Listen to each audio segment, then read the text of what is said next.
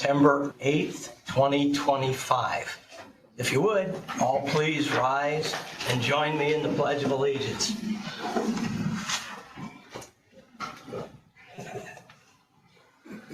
I pledge allegiance to the flag of the United States of America and to the republic for which it stands, one nation, under God, indivisible, with liberty and justice for all.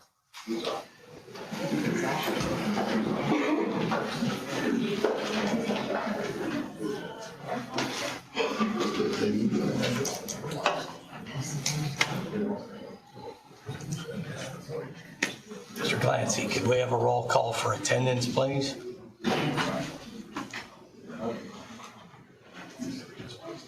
Randy Atkins. Present. Bill Johnson. Here. Lois Jones. Here. Chip Long. Here. John Pearson. Here. Daniel Young. Present. Ed Hartman. Here. Thank you.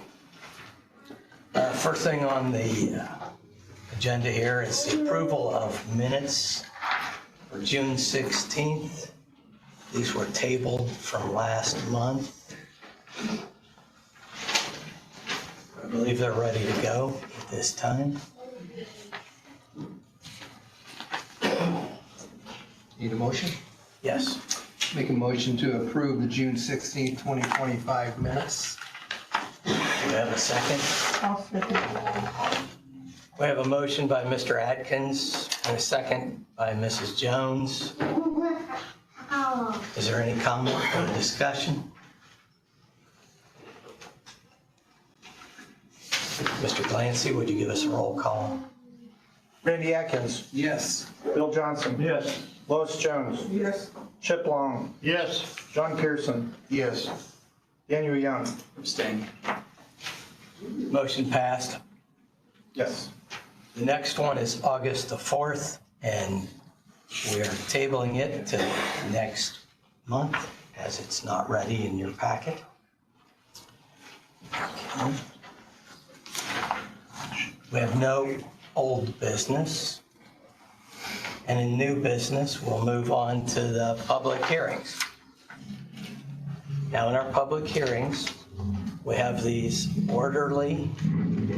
We have people that would like to speak will come to the podium and sign their name and address, state their name to us. During the first part, it'll be those in favor presenting the petition will have 15 minutes to speak. So use your time as wisely as you can.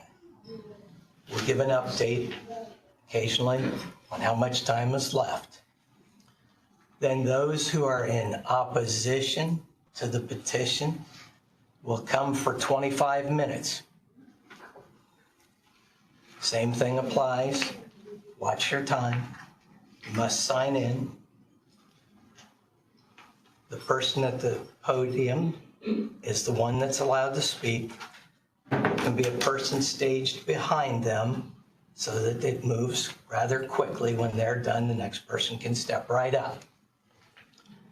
Then the last part will be 10 minutes by those in favor of the petition, again, to rebut the opposition. And then that is the end of the public hearing, at which time there'll be board discussion. And there may be questions from the board to anyone that gave testimony as well. Okay. Now, first off, we're here to decide on a position for a special exception for an event on the property located on Tulip Drive. This event is scheduled for October 3rd to the 5th, 2025. This event would be in the category of allowed event. In the area-wide zoning ordinance, an event of this type is allowed for a total of 3 days, one time per year. When the board is deciding on a petition, we consider the community surrounding the location and weigh any impacts on health, safety, general welfare, road conditions, smoke, smells, or sound. At this time, I will turn this hearing over to Vice Chair Lois Jones to conduct this hearing, since I have a conflict that would prevent me from being impartial.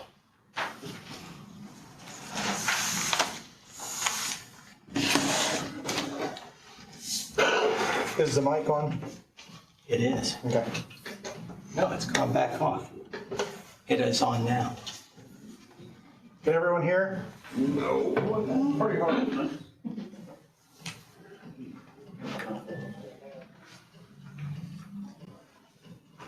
Good evening, everybody. Would everybody silence their phones?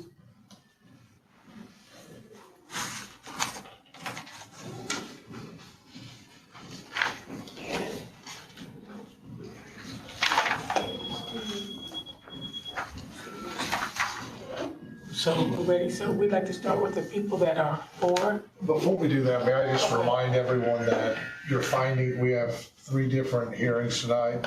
Please fill out your finding of fact worksheets and please put comments in. These are each hot topics, for lack of a better way to describe it. And I just want to make sure, should we somehow be in court, that these are adequately taken care of, filled out. Thank you. You want to say your name to let the public know who you are, so. Oh, I am David Glickfield, attorney for the Board of Zoning Appeals. Okay. Okay, so anyone that wants to come up and speak? There's a couple of names already up there. Okay, they're not up there. Okay, here we go.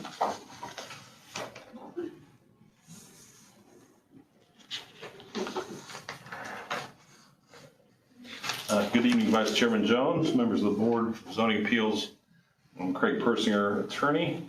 It's my privilege to be in front of you this evening representing Mississinawa Battlefield Society, Inc., better known as Mississinawa 1812, in our request for a special exception to conduct our event October 3rd through 5th of this year.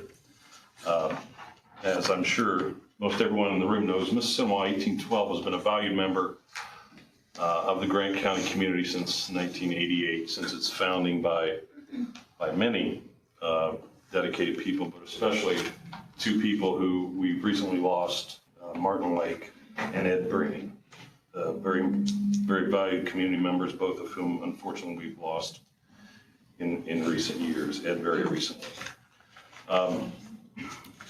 Mississinawa 1812 has conducted its event in the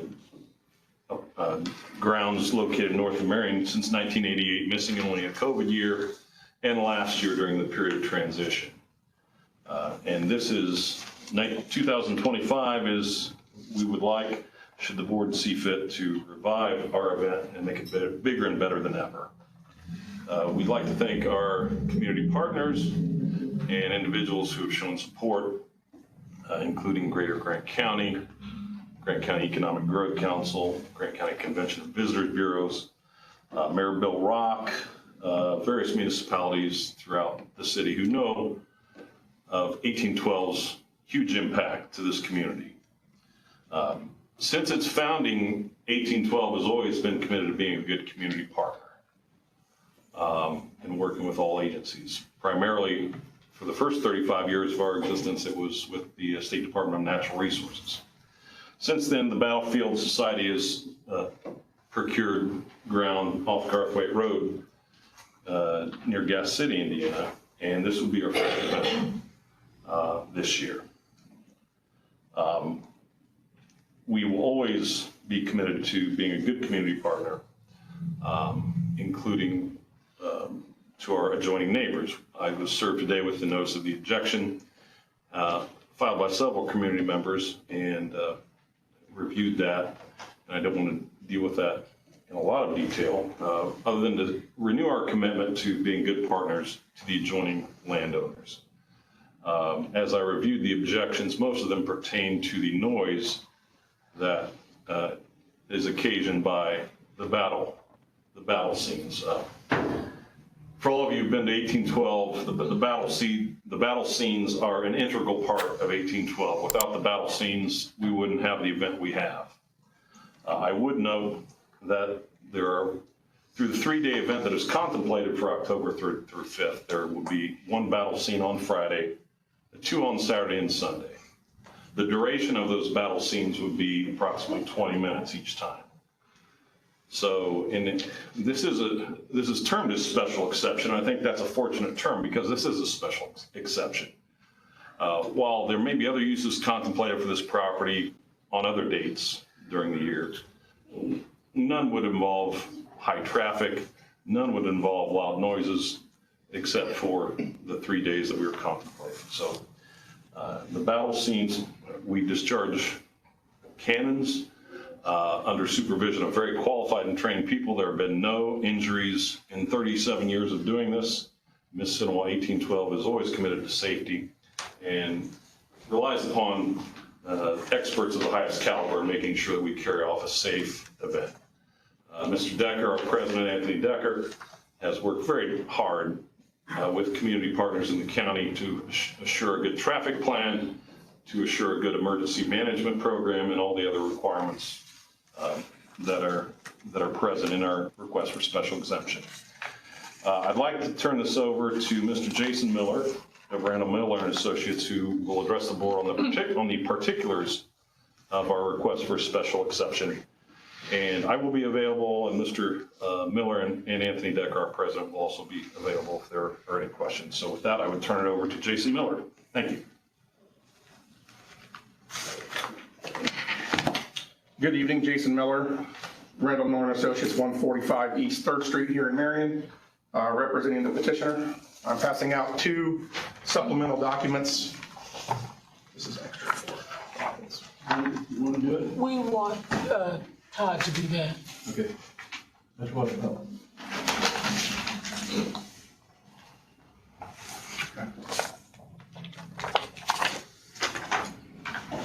What is being passed out to you is a letter of support from the Miami Nation of Indians of Indiana, as well as a letter from Sally Jenks, a local real estate broker and appraiser that will speak to specifically the assessed valuation and impact from an event like this.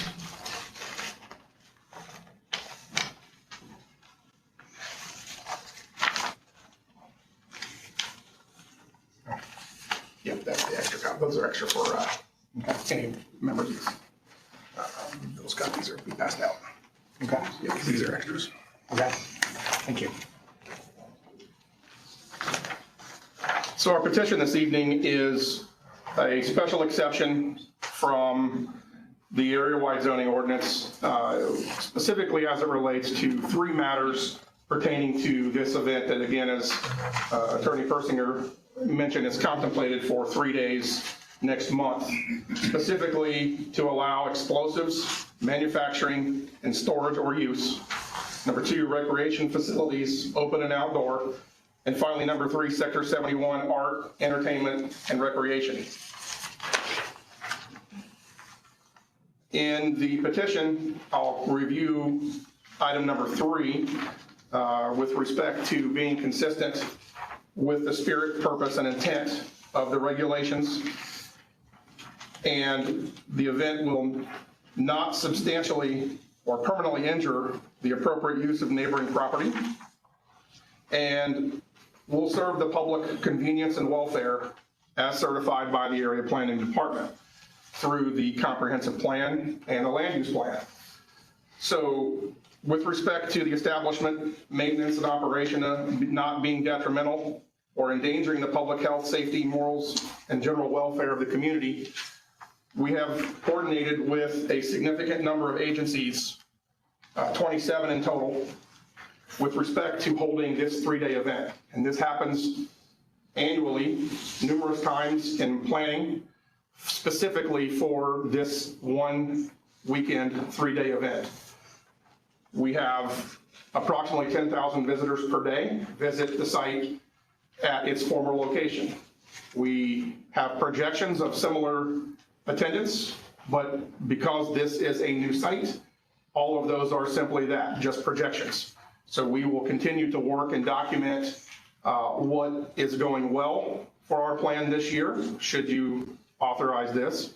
We will also evaluate very systematically what could be improved, and you'll later find that we will provide a report of the after-action plan for your review for any future consideration. Again, all assuming if and when you do authorize tonight, should you be so inclined to do so. Again, we have held this event at the former location for more than 3 decades and successfully for 3 decades. The special exception is not injurious to the use and enjoyment of other property in the immediate vicinity.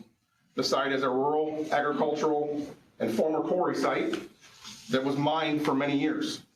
The proposed use is consistent with the adjacent areas of a rural location, specifically similar to the former 1812 site.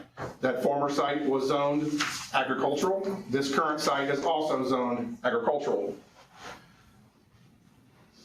Letter C, the special exception will not impede or substantially alter the normal and orderly development of improvements surrounding property uses permitted in the district. As I indicate on the petition, Gas City has been expanding along Garthwaite Road. While I understand this specific property is on the west side of the road and north of Tulip Drive, Gas City's growth within and around the adjacent use promotes an orderly development within Grant County and the surrounding area between Marion and Gas City as smart infill growth. This use is consistent with infill of vacant properties within the agricultural district. Letter D, adequate utilities, access road, drainage, and other necessary facilities have been or are being provided. We have all utilities on site necessary for the successful operation of this event. Access roads, drainage, and other necessary facilities are provided and will be operation in fully for the proposed use. And finally, adequate measures have been taken to provide ingress and egress to minimize traffic congestion on the public roadways. Part of the collaboration with these 27 agencies is working closely with the county for ensuring safe ingress and egress before, during, and after the event. The traffic operations for the general public, participants, and emergency vehicles are being addressed and are being taken care of as submitted in our application, and we are preserving existing neighbor access. Those are the 5 conditions which you should evaluate our petition. I believe we have successfully proven that those 5 conditions are met and that we ask for your approval tonight of this special exception. In your packet is a 1812 event site and traffic plan. I'd like to discuss that briefly. You just have to have 3 minutes. I'll go very quickly. We spent a little time putting the papers out. So the first item number on page 2, just as a property overview, the total site is 223 acres. 46 acres are ticketed event space.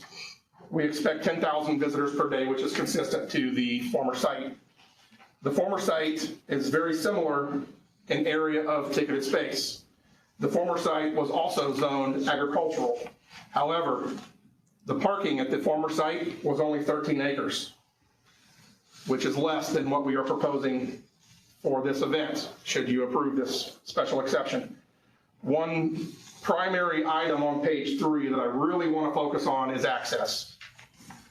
In the objection from the neighbors, there is some misinformation that I'd like to clarify as it specifically relates to page 3. The primary entrance and exit is not Tulip Drive. The primary entrance and exit, as approved by the Grant County Commissioners last week, is the county driveway north of Tulip Drive, which then traverses onto IMI property. We have an agreement with IMI where uniformed sheriff's deputies in their squad vehicle will be stationed at the entrance and Garthwaite, as well as on IMI property as it enters and exits the 1812 property. This is the primary entrance and exit to and from the 1812 site. During the event, That is a driveway entrance. So during the event, anyone that leaves early will then provide exit along Tulip Drive. That will not be used as the entrance for primary access to the site. It will only be the exit. The confusion is when the event is over at the conclusion of Friday, Saturday, and Sunday, not Tulip, but that private driveway will be closed and will be one-way exit out. Tulip Drive will remain a two-way in and out for not just the visitors, but also exit for traffic during the event. So Marion High School and Mississippi Wall Schools are providing shuttle buses. Those buses will carry more than what was provided to the former site from Justice Middle School. We'll have on-site flaggers and sheriff's deputies managing intersections for the orderly flow of traffic. Signage will be provided to combat concerns from not just the residents and owners on Tulip Drive, but also the owners and residents north towards 38th Street. I would also like to point out that Gas City hosts the annual Ducktail Run event with more than 75,000 visitors annually over the same duration of a weekend throughout each year. That's 75,000 visitors, which is more than what's proposed from this event or anticipated from this event. Also in your packet on page 6, you'll notice an emergency exit. That is not utilizing Tulip Drive. It is using the access from IMI's property, not the same access that will be used as the entrance and or exit from the county and IMI's property, but IMI's actual entrance off of Garthwaite Road where their trucks enter and exit on a daily basis. That is already identified in the emergency action plan provided by the county and all the agencies. We also have addressed concerns from water bodies. We have provided a 3-foot high barrier safety berm to prevent vehicles from entering any water body. We have fencing that addresses that. Those water bodies are not deep cliffs. They are shallow, gradual entrances from anyone that would disregard signage, barriers. They would not simply fall off a ledge and enter a lake. However, we also are providing throwable flotation safety aid devices at strategic locations, and we're also posting no swimming and no water access at every water body. Finally, I'll point out the staff assessment. How much time do I have? You're out. I'm out. I'll just note the staff report identifies that this is consistent with the comprehensive plan, and it is a favorable recommendation on this event, and I will yield any rebuttal at the appropriate time and be happy to answer any questions that you may have.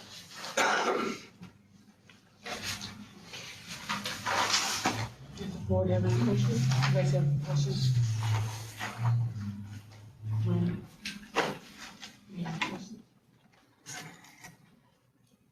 I would like to hold my questions until the end of it. Yeah, Can we do that? yeah, I'd But I like do have 2 questions. okay. Happy to answer those later. Just wanted to offer any questions at this time, so I'll turn it back over to you. Okay. Thank you.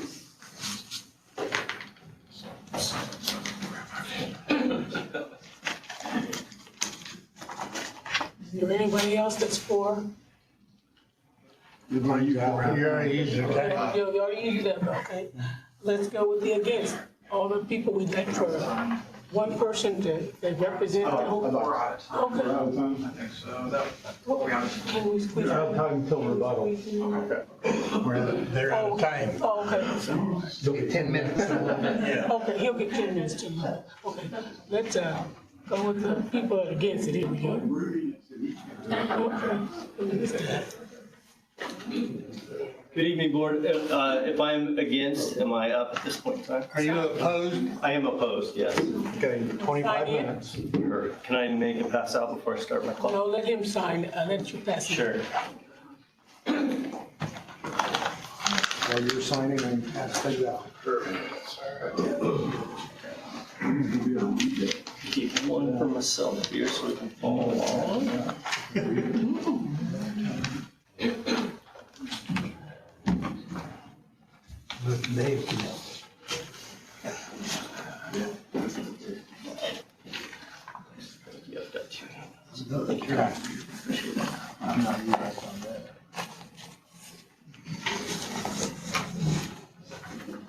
How much time do you have? 25.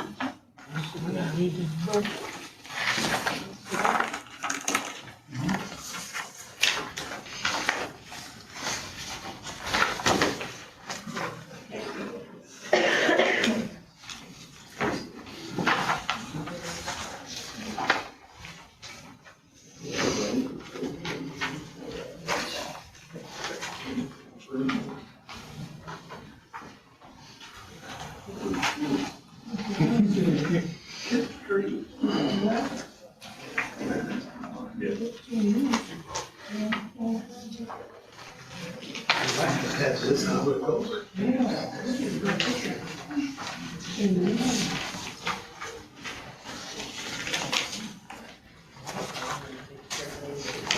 Thank you, sir. You're welcome. Appreciate it.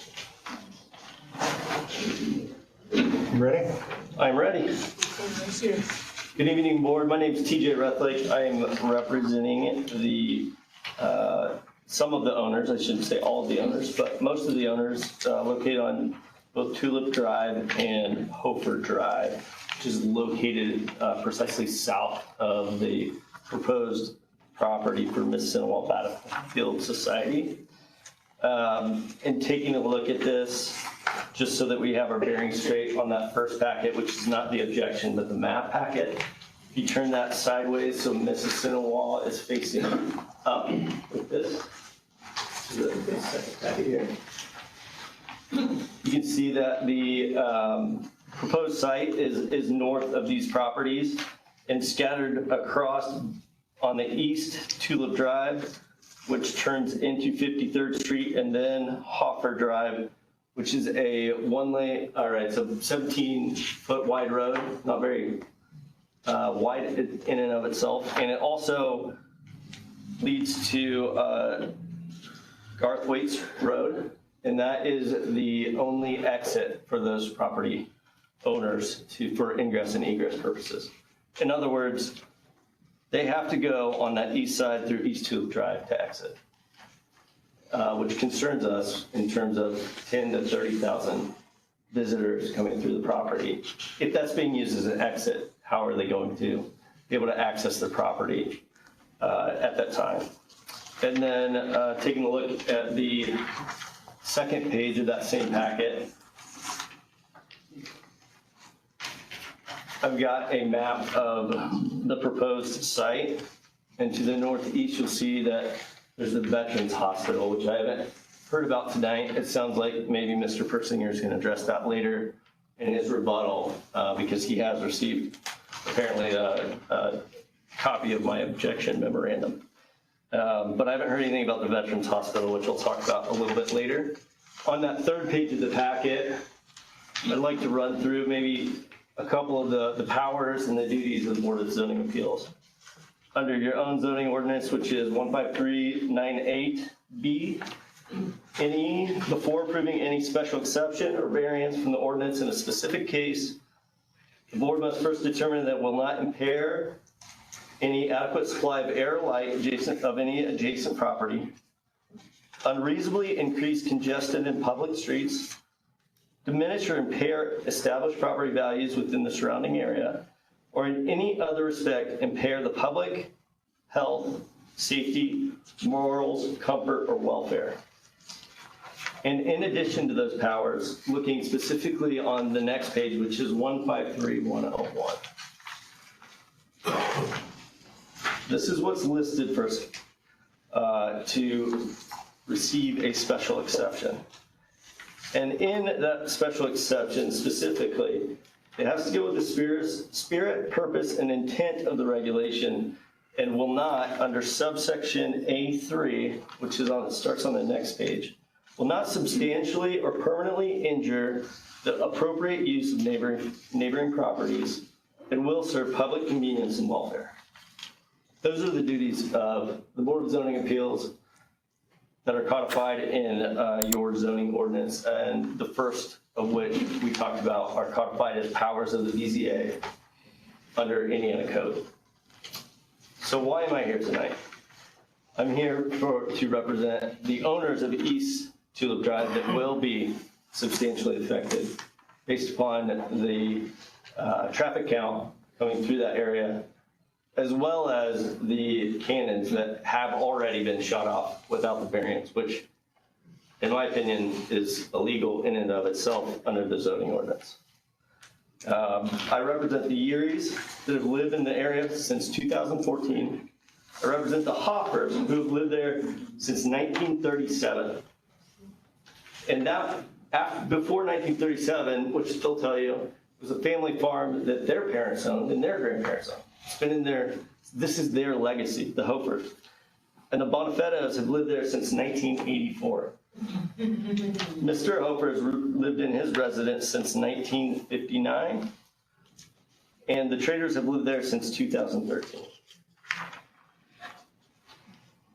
Vicki and Stephen Yeary moved in about a decade ago. They're going to testify today. They're going to tell you about the disruption that's already been caused in their quiet rural community when they relied on that community remaining quiet when they chose their home. They've lost some peace already with the use of the cannons that increase traffic in the area, and that's only going to be exacerbated by the amount of traffic that's coming into the area, in addition to the tens of thousands of cars that will be there on October 3rd through 5th when the event is held. They're also disrupted by the blast of the cannons and the rifles in the area. Bonifettos will be up next. They'll testify. They've been here since 1984. They've lived there in 3 decades, and in my opinion, again, those cannons are already being shot illegally because they don't have their special exception. That disturbed their dog, who was hiding under the table for hours at a time, and he was visibly distressed and traumatized by the explosions. This is not a hypothetical situation of will it adversely affect the neighboring properties. It already has. Next, the Hofers are going to testify. They've had their family farm at that property their whole lives, and their parents' whole lives, and their grandparents' whole lives. They raise livestock there, and that's how they make a living. Their animals, their cows, their cattle that they have on the property are directly affected by the cannon fire that has already occurred. In Mr. Hofer's words, the cattle freaked out right away. And this is going to be an ongoing, continual basis. I know it's a 3-day event, and I won't have time to rebuttal, so I've got to try to anticipate some of the questions that are going to come up. One of those is probably, well, we're going to shoot cannons for 3 days. Okay. But they have to test. And there's going to be other events. And my understanding, and maybe they can correct me, is that the goal with development of this property is to become like a Conard Prairie type situation where this occurs every day. And if it does occur every day, that's going to hurt the cattle, not only their health and welfare, but it's going to disrupt the lives of everybody on Tulip Drive. And again, this has only happened a few times so far, and it's already traumatized the cattle and the residents.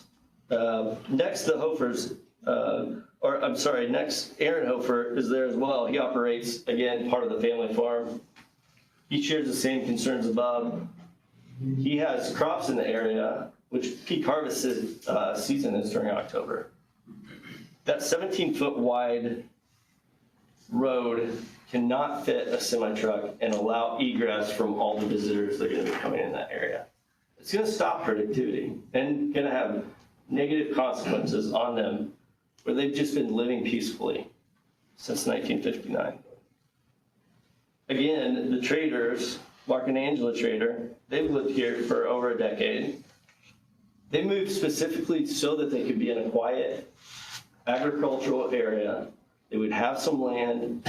They could have ingress, egress into the property, and so that they could have some peace.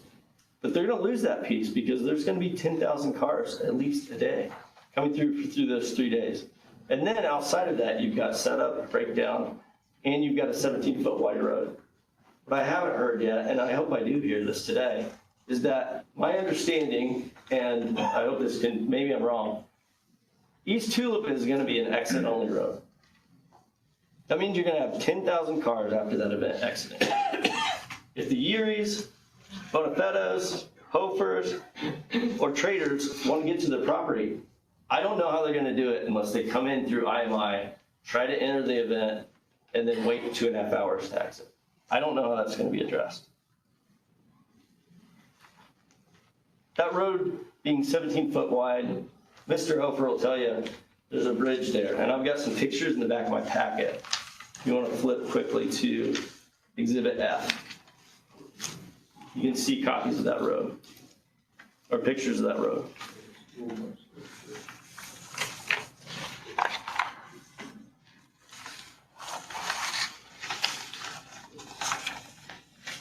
And it shows it's 17 foot wide. On the third to last page, there's a railroad crossing that goes overhead. Mr. Over has a combine. He said he has 2 inches of clearance on the top and 4 inches of clearance on the side. If his heavy equipment has to get through there, it barely fits. If you have one car, even one car exiting on Tulip, that's going to disrupt the operations of this property. Again, I want to reserve some time. It looks like I have 15 minutes left. I want to reserve some time so that you hear this from them and not just from their attorney. But the bottom line here is that they are going to be substantially affected. This is going to affect the welfare of these owners.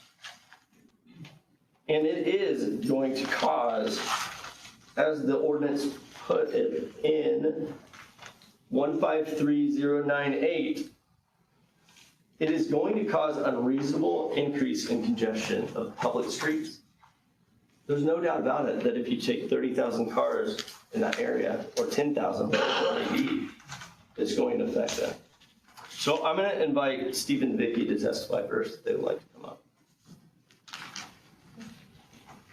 Steve or Vicki.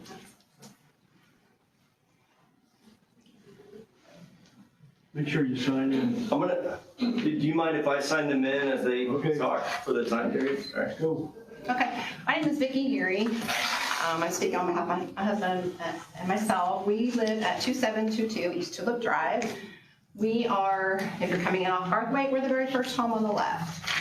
I've heard a lot about community partnership and you know, morals, and during this whole process, we've tried to keep informed on everything that's going on, but we haven't been. Nobody's bothered to bring anything to our attention. We have found things out via Facebook, a newspaper article regarding the closure of one direction of Tulip Drive. This is kind of what has caused all this concern about the traffic. But again, we purchased this property back in 2014 after looking at several different plots. It was a dead-end road with 4 other homeowners. So you kind of have an expectation of privacy, quiet. Up until a year ago, 4 people left for work, 4 people came back home. You had your postman and maybe the Amazon guy. But now it's like I'm living on a major highway between all the construction traffic, the vehicles. Nobody pays attention to any kind of speed control. We've got some litter that's picking up on the sides of the road, and we take pride back in our neighborhood. We look out for each other, and to think that this is not going to be a stressful hardship on the owners back there is kind of ridiculous, because we're already seeing those effects. You get 10,000 people a day coming through. My understanding is that Tulip will be directioned as an out only. And, we've kind of already discussed, well, what about us? What about us who live on this drive? You surely can't expect us to go all the way around and go through all this traffic to try to get home. There's been references to the Ducktail, Gas City, 70,000, 5,000 people. Well, this is a gas city. We live in Marion, Grant County. This is not Gas City area. It's a 1.5 lane at best road that is just not built to hold that kind of traffic, in, out, or otherwise. You've got the train viaduct, there's just so many issues, and I just don't know how those would be addressed, let alone taking in any kind of emergency vehicle that should have to try to come in. If in theory we're using Tulip as an exit, you're gonna have a backlog, because we are not going to stop people from coming in Tulip Drive, no matter how hard we try. I don't think we're going to. Do we have vendors coming in utilizing that road pre-gaming, to get in and get set up? So traffic is only going to start picking up and getting worse. So those are kind of my concerns, and I want to save comments for other people, but traffic's an issue. And I just don't think the roads are built to hold that kind of traffic.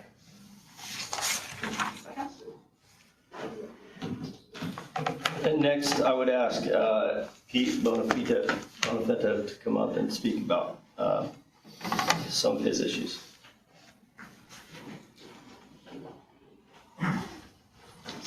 Good evening. My name is Pete Bonafide. I reside at 2600 Tulip Drive. Lived there since 1992.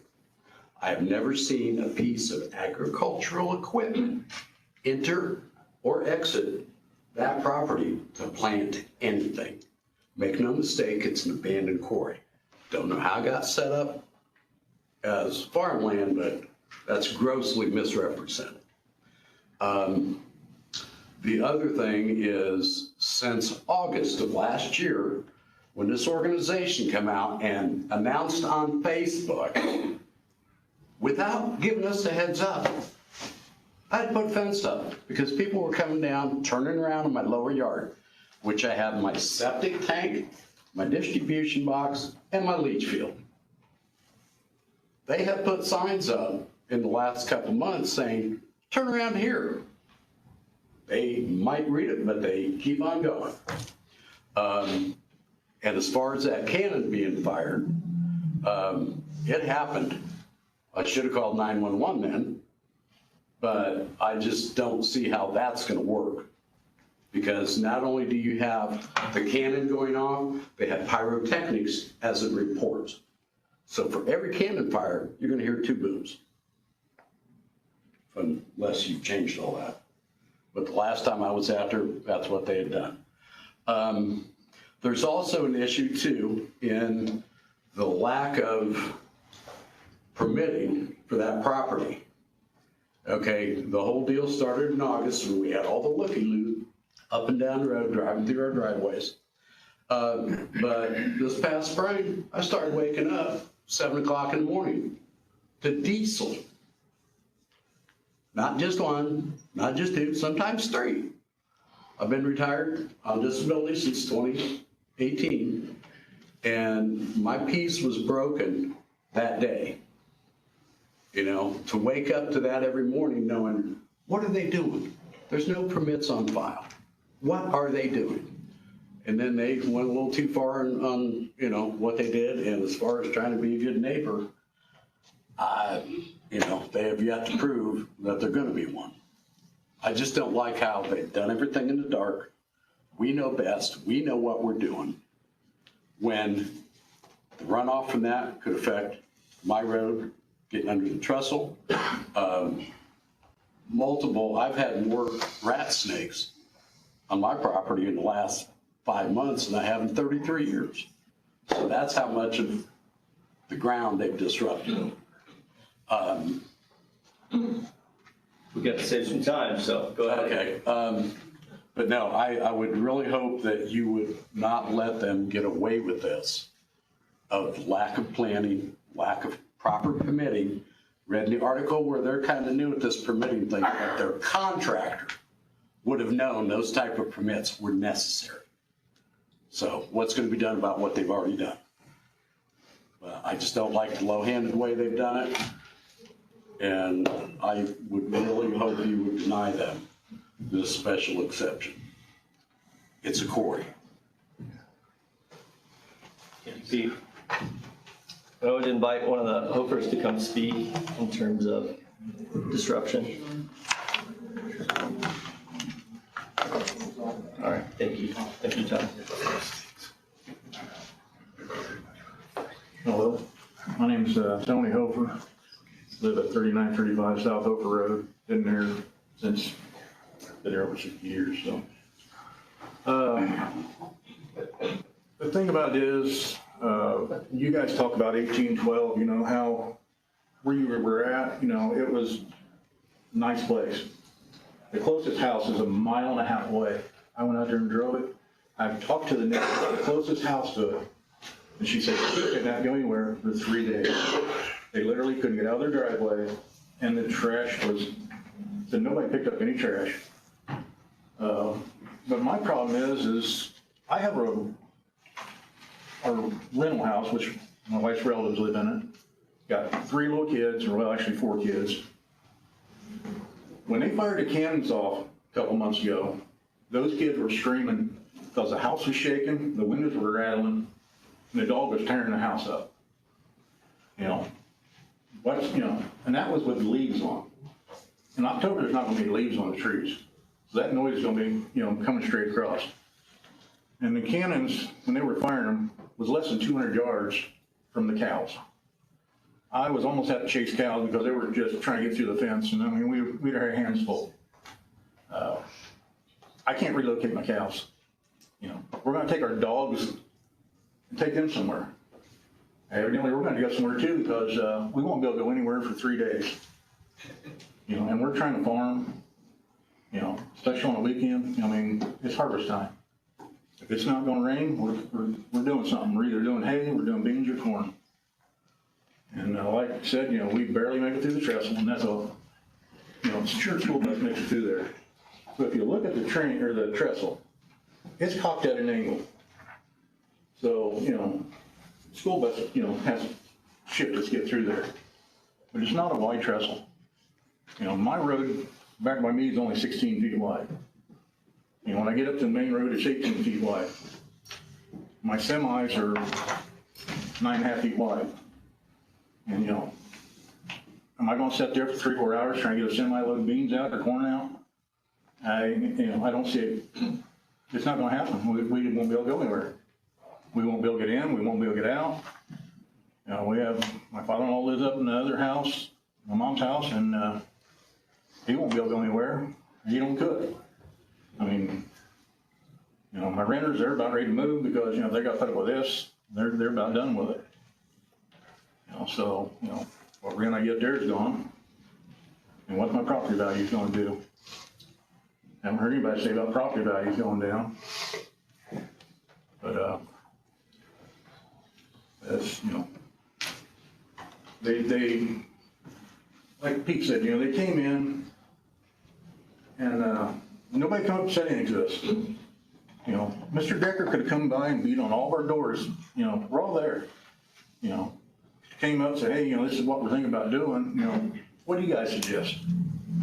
No, it's just come in, we're gonna take your freaking road, We finally got, they talked in to finally go into IMI and talk to them, but that's not gonna last forever. I know we got a road proposed to come through, but that's gonna annex us into the city limits.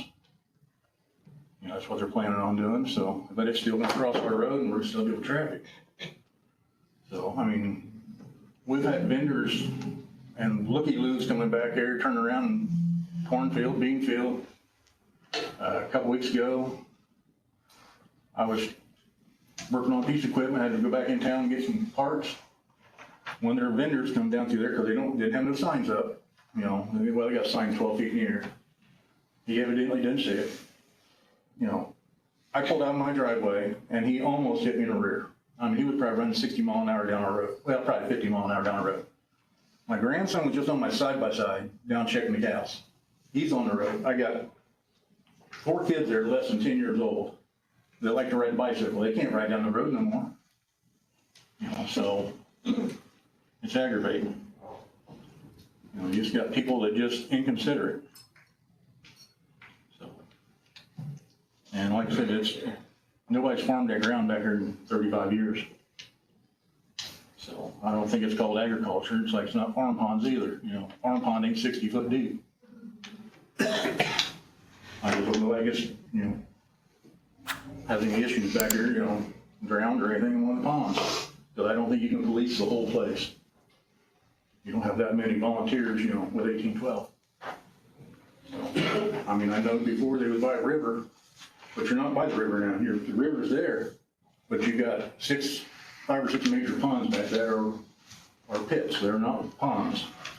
A farm pond is 8 to 10 feet deep, you know, so. All right, thank you. We've got a little bit less than a minute here.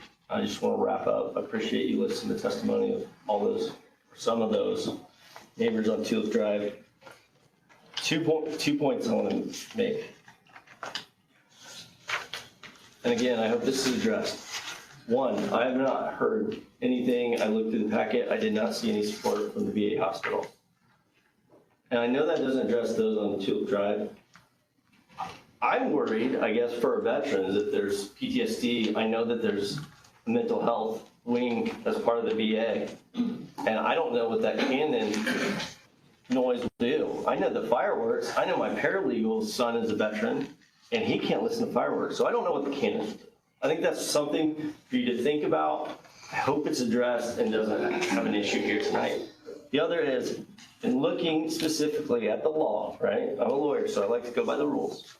153098B says the board, which is this Board of Zoning Appeals, and this is in the packet, shall, before approving any special exception, in any specific case, first determine that it will not impair the adequate supply of air or light to the adjacent property, not unreasonably increase congestion on public streets. So your duty is to find first before, and the burden is on the petitioner. You have to find that this will not increase congestion on Tulip Drive, which I don't know that they've proven yet.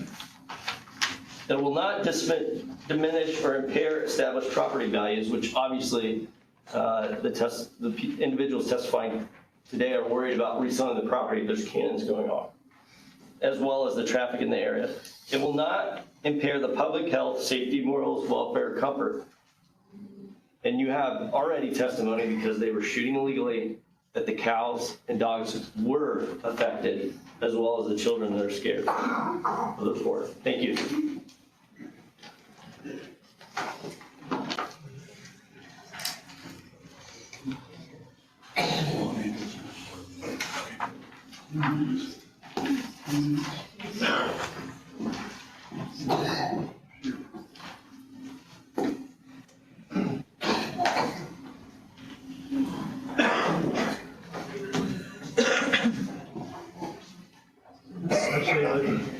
Another 10 minutes. 10 minutes for rebuttal? 10 minutes, yeah.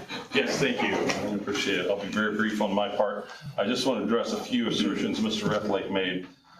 First of all, any assertion about what the Veterans Administration would have to say about this request for special exception should be stricken. And he refers to it in page 4 of his objection. The Veterans Administration was served notice of our petition for special exception. They're a big agency. It would be improper for me, representing 1812, to say, well, the Veterans Administration is in support, because we have no evidence to offer that they are. Similarly, it's improper for the objectors to assert what the Veterans Administration would feel about this. They're a big agency. They can speak for themselves. They have not filed any statement of pro or con. Mr. Rethlake, and I'm not accusing him of misleading, he referred, but I think it was an honest mistake, he referred to 10,000 cars coming in and out. We've always referred to 10,000 attendees on a given day based on past practice. As is a matter of public knowledge, we use, and we're intending to use buses from both Marion Community Schools and Missinawah Community Schools. And a lot of people come to 1812 by bus. So there's no way it's 10,000 cars will be entering and exiting the property on each day of the event. It will be a much lower figure than that. 10,000 people, yes. 10,000 cars, no. With that, I'll pass it to the president, Anthony Decker. Anthony Decker, Missinawah Battlefield Society, 6070 North, 418 West. 5,000 to 7,000 school kids come to Missinawah 1812 on Friday with signed permission slips from their parents school administrators with them, 5,000 to 7,000 school kids on one day. That's not including Saturday and Sunday. And they return. There's been no eardrum damage. There's been no complaints from school administrations and et cetera. So that needs to have some weight for itself, that there's value to be witnessing the battlefield scenarios. The accusation that we've not been good neighbors, we've tried. It is hard to communicate with everyone before we can have a formal plan in place, which we have been working with the Sheriff's Department, Bob Jackson, et cetera, this entire time. You guys are all well aware of it now. Unfortunately, though, I feel that we have done a good job being neighbors, although can't say the same about the other. Just the other day, one of the neighbors in this room came onto our property and cussed out 3 of our gate guards, little ladies that were checking people in. So we are trying to be as good a neighbors as we can be. You got to give us a chance. You got to give all these agencies a chance. Again, it's not our first rodeo. But we feel that we are well prepared for this event. We had been well prepared for it at the old site, and we're ready for 2025 should you guys permit us. Thank you. Keep talking. All right, Jan. You got 6 minutes. I'm Bill Rock, Gas City, 805 South Broadway. A couple things I want to correct. One, Tulip Drive, part of that drive is in Gas City. So when you're leaving, part of it is, oh yes it is. The other part is in the county. School buses go through that trestle when school season's in, there and back to pick up kids, pick up the 4 kids that one of them was talking about, and to take them to school. IMI, and I know one of them lived in the farm since 1937, but IMI used explosives to make those quarries. So explosives have been there. I help control the 75,000 people who come through Dovetail. We only have one road that we go down and one road we come out of, if you wanted to, but we do have 2 ways, because you can go down Broadway and leave it either east or north. 100 nonprofit vendors use this. They give back to Grant County, to all the cities, the people who maybe can't afford. So I live down by the park, right behind the park when fireworks go off. My dogs get scared too. I don't have any cows to chase down, but I'm sure it would scare them too. But, and were you supposed to give up Independence Day because my dog is afraid? I don't think so. We're gonna let the fireworks off, and we're gonna celebrate our Independence Day. This is a historical battle, 1812, 3 days. I think one day on Friday is the battle, 20 minutes, 2 days on Saturday, 40 minutes, and 2 days on Sunday, 40 minutes. Field trips come through so kids can come and be educated. Somebody had mentioned make this a contemporary. I hope so, because it brings in field trips so kids can get educated on historical events and have things to do. What we're trying to do is create a quality of life, not only in Gas City, but in Grant County too. And this is another way to create a quality of life. 30,000 people, you have an opportunity to bring them into your county. We open that with open arms. We want them to come to our shops, we want them to eat, we want them to use the gas stations. 75,000 people come into our city. We open our arms for a whole week for them because they do shop, they do eat, they do put heads in beds. It's great for Grant County and Gas City, and that's why we do it. So don't affect 140,000 people for 60 hours of some cannons going on, especially when you have fireworks that go off. And another thing, Garthwaite Road is busy too. It's right by school. So like I said, Tulip is part Gas City, Garthwaite is part Gas City, and there's a lot of school buses, a lot of traffic, football games, and we must be breaking some kind of law because when we score a touchdown, we shoot a cannon off. Thank you.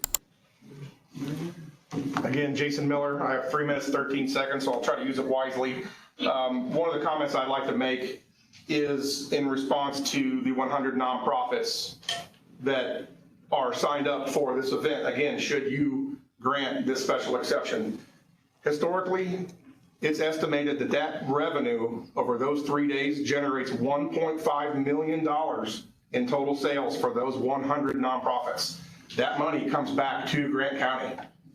$1.5 million. A couple of other comments. The testimony of Mr. Hofer is that the main road is 18 feet wide. I agree with that. It's in some places 18 feet, in others it's 20. There's one area where it does reduce down to 17 feet. Completely agree with that. I'm a traffic engineer by trade. I'm a licensed professional engineer. Ironically, County Road 600 North, which is the primary access for the former site, is only 17 feet. That's 1 foot narrower. We're providing a minimum of equal or 1 or more feet of additional width. Additionally, that road, Tulip Drive, is not closed to entrance traffic of the neighbors. It is only closed to entering traffic from the visitors, the participants. They will use the IMI Grant County driveway. The exit will be during the event. It will not be closed to two-way traffic at any time for any resident that lives on Tulip Drive. That will not happen.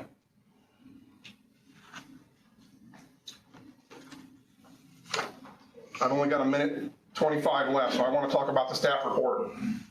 On the first page, it talks about 1812 Society has developed proven safety procedures, strong relationships with public agencies, and a reliable network of trained partners across multiple specialties, including experts in emergency services, historical interpretation, education, and explosives.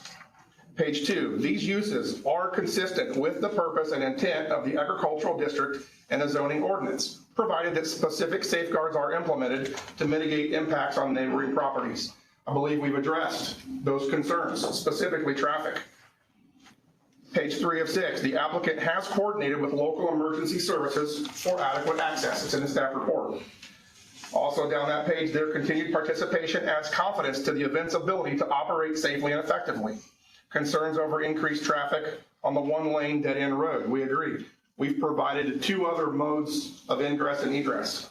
Visitors turning around in private drives and farm blocks. We've added signage. We're also going to dedicate uniformed vehicle sheriff's department staff. The current state of the site has approximately 50 yards, 150 feet of dense underbrush and trees acting as a natural barrier separating the site from the citizens on Tulip Drive. Item 5, safety, risk, and liability. Mitigate many immediate hazards. Later on in section 6, these reflect sound planning based on past years of success. Sure. That's my time? That's the time. Okay, I would point to the last item of the conditions. We would agree to all of those. Thank you.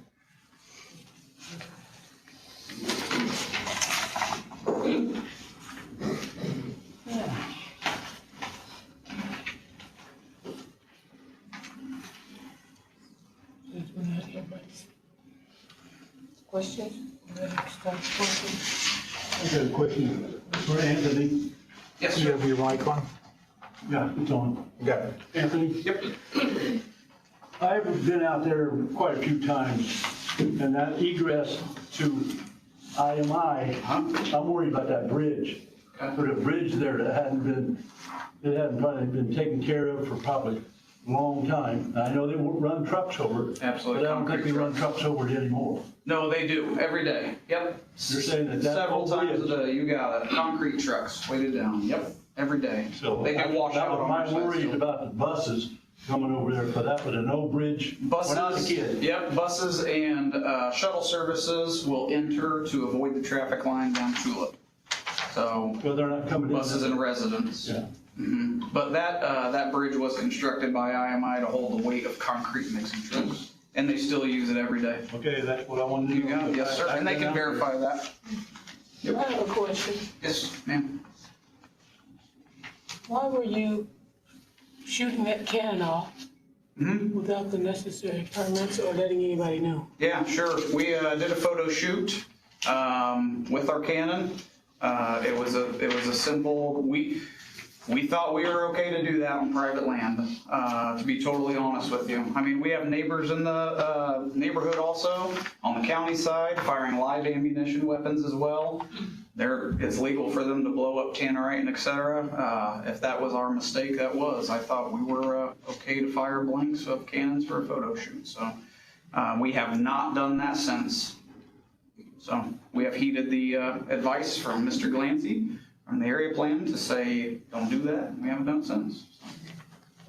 Just totally honest. So We complied with Utah. we thought being in the county on private land, we'd be okay with that. We were always permitted to do it at the old land as well, county land at the old site. We do we'd fired the cannon several times for a Memorial Day event. We were permitted to do that through the city of Marion, actually, along River Road. We have done it at the old site for the Vigil event as well. There's never been a problem. So we had thought due to common practice, private land and being in the county that we were okay. We've not done it since. So you're not really worried about somebody's granddaughter riding their bike and all of a sudden they hear this boom, scare them half to death? Sure. No, it's... What's the problem? Well, I think it's inflated, to be honest with you. Like I said, we have several thousand school kids that sit within, gosh, I don't know, 50 feet of those cannons during our event. And we've never had any reported injuries or complaints or anything from the school systems, from the parents, etc. So I think it is an inflated concern that distance that we are respecting our neighbor line and where we are placing our event is plenty buffer, plenty of natural barrier in between, especially when you compare that to the public that pays to come in and sit extremely close to all the cannons. Never had a problem. First complaint we've ever got, actually, about the dogs and the cattle. Well, I've got some questions for Anthony. Mike, I don't have a mic. I'll talk loud. Okay. All right. The schedule for vendors to arrive and leave, how many days before and after the event are they given? Yep. So that is only permitted starting Sunday before the event, and then we're cleared out on Monday after the event. Meaning that they have a whole week. They have a week to come in, yeah. Yep. Okay. Many vendors are on a circuit to where they travel from event to event through the nation. So they come in as early as the Sunday before. If they wish, they trickle in. Their schedules are different.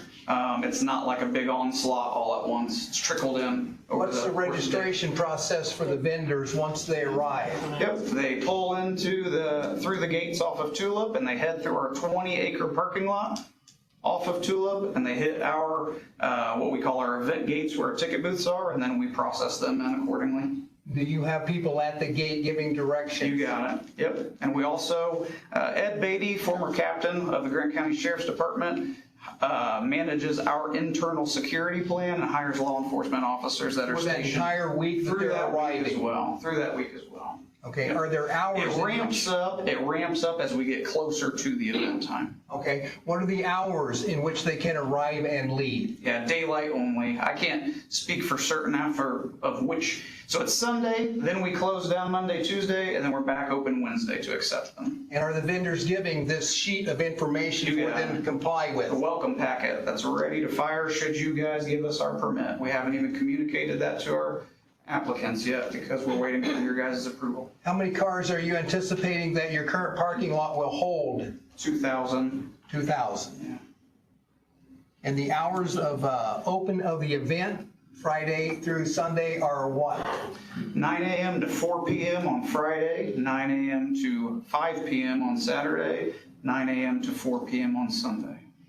Now, there seems to be a concern in regard to the people who reside on Tulip Drive, being able to get in and out during the event. I think you shared at my visitation that you plan to provide a pass for them? You got it. So what we would like to do is have the sheriff's deputy who is stationed at Garthway and Tulip only permit, like it was stated earlier, residents, and we could pay for and provide a hang tag, a visor, anything to smoothly allow that deputy to not even have to stop and ask them, just to show that, hey, we live here and we'll keep things moving, and they'll come in, and then everyone else will be denied. So. Is this their first knowledge of that?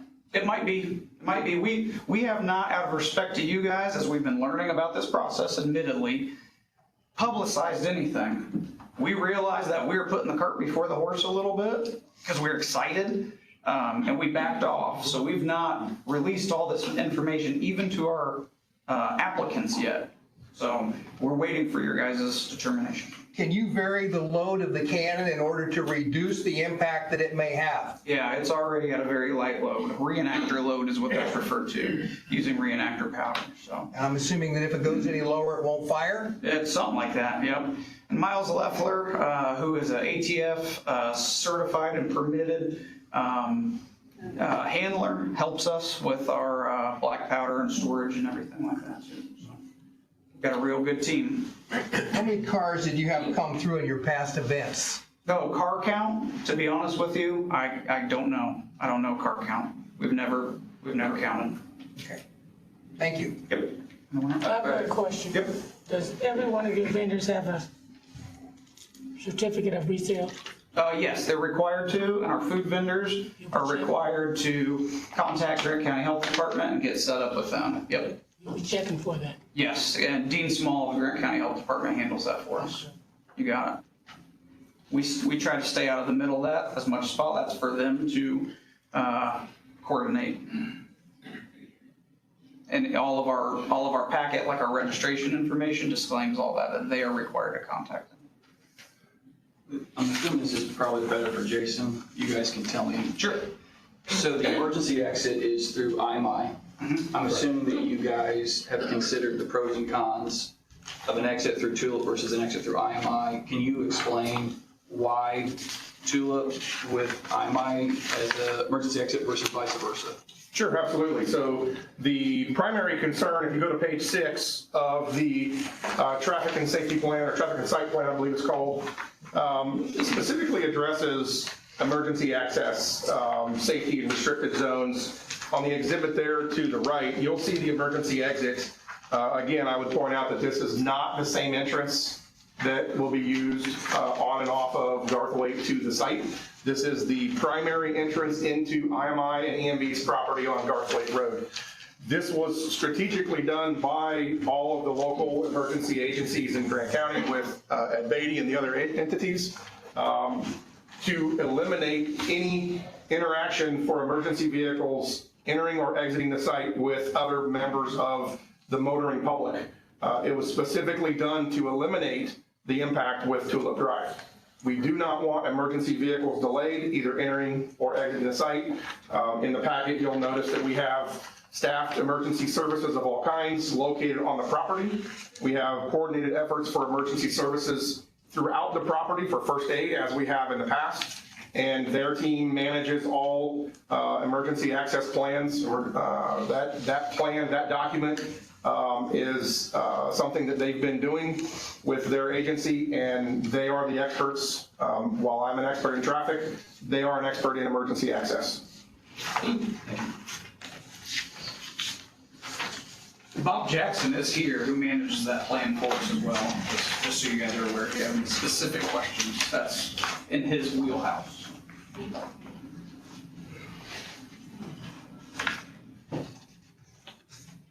Gunpowder. Yep.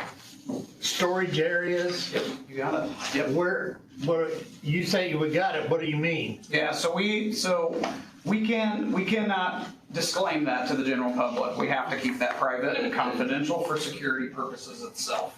But it is stored in a proper manner that aligns with ATF guidelines on how to do it. in a crate, sealed with epoxy, grounded, etc. We're advised by Miles Leffler, who is certified and permitted in that.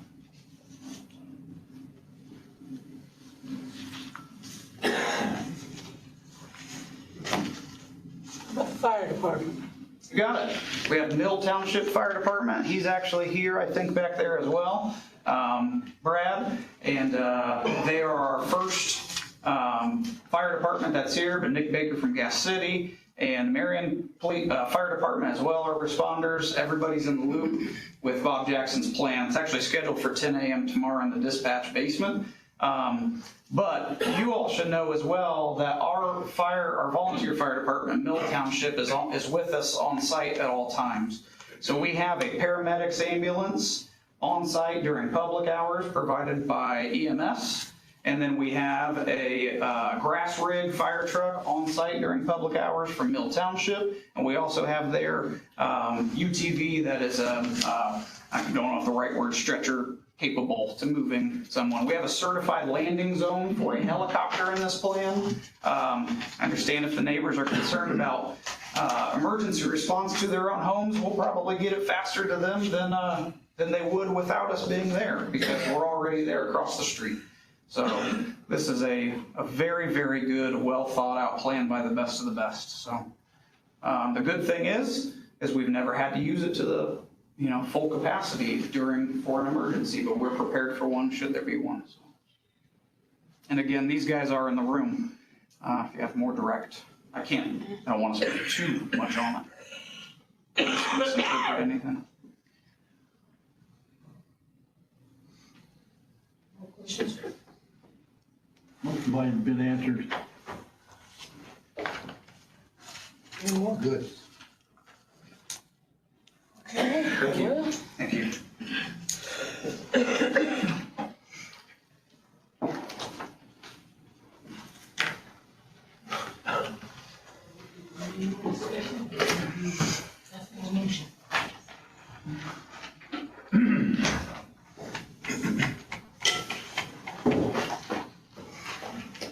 See you ready for motion? There's no more questions. I mean, anybody. May I make a couple of comments? Go to the podium. Just from the director's point of view. For anyone who doesn't know me, Todd Glancy, Director of Area Plan. One thing I've thought about on the cannon fire side of things during this meeting is it's not necessarily the loudness of it, it is the surprise of it.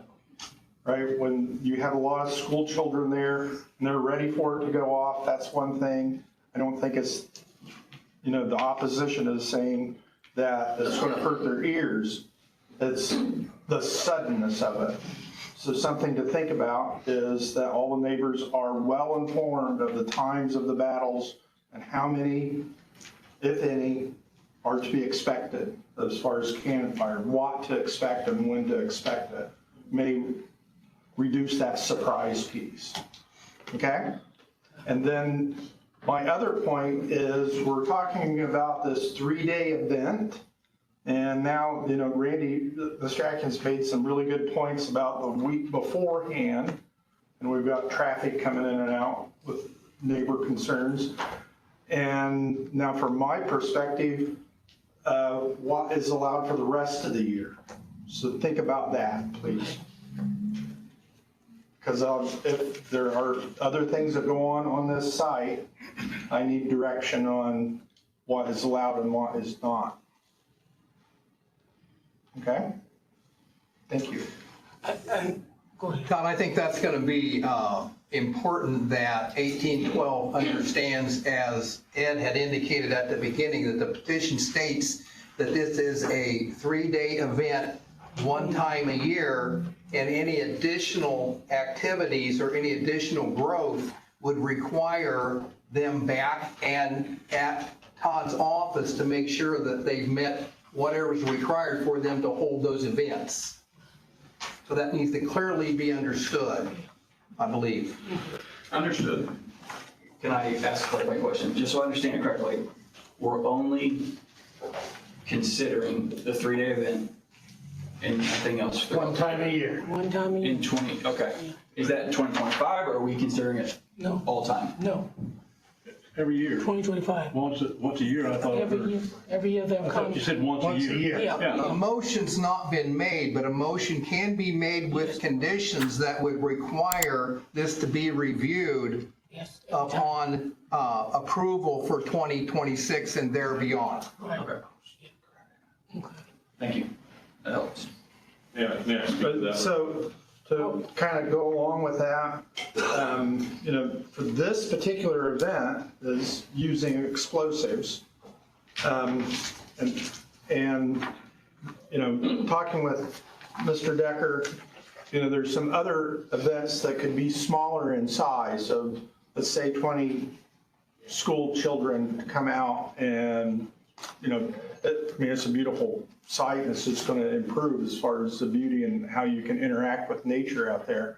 I think it's a great opportunity for some teaching, but we also don't want to, you know, are there limits? Just think about the rest of the year also, you know, and if we want to put something else in there or not, or are they allowed to bring 20 students out, or the Boy Scouts to camp out there, or whatever might happen?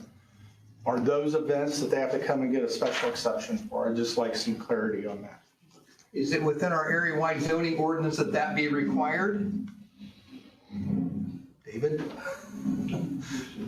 Well, I don't have it memorized because it's about 1,000 pages. Yeah.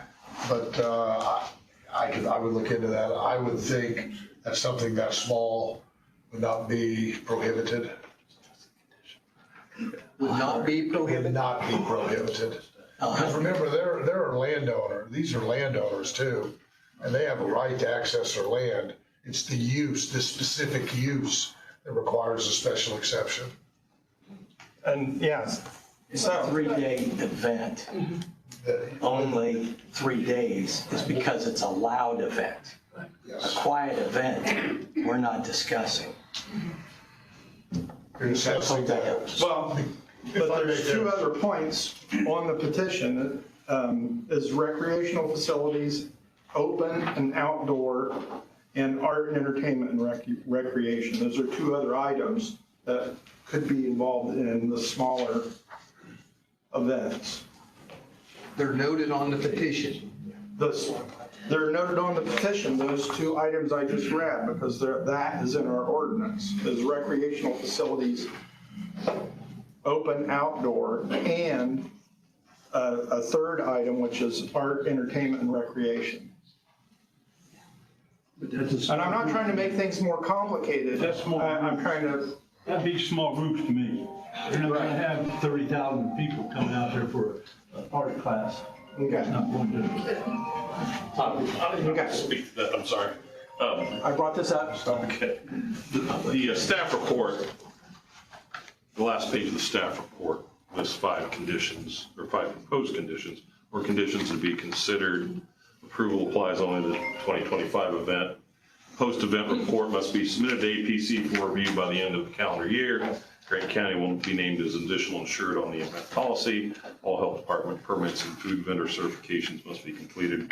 And any future special exemption requests will require a new public hearing, et cetera, et cetera. We're fine with all 5 of those, so if that helps. Okay. Public hearing is closed. The Grant County's already been named additional insured under the policy. Already been given. It's closed. Already been given to Mr. Glancy. Health Department is in I guess he's not here. Dean Smalls. You gotta talk louder. No, I think the public hearing is closed. Oh, did it? Yeah, it's closed. Public hearing is closed. Okay, thank you. David, a couple questions. I know you said you wanted to provide some clarification. I'm just curious, is it illegal to shoot a cannon on ag property? I don't know, we've talked about it, I'm just curious. I haven't researched it and I'm asking you because I don't know.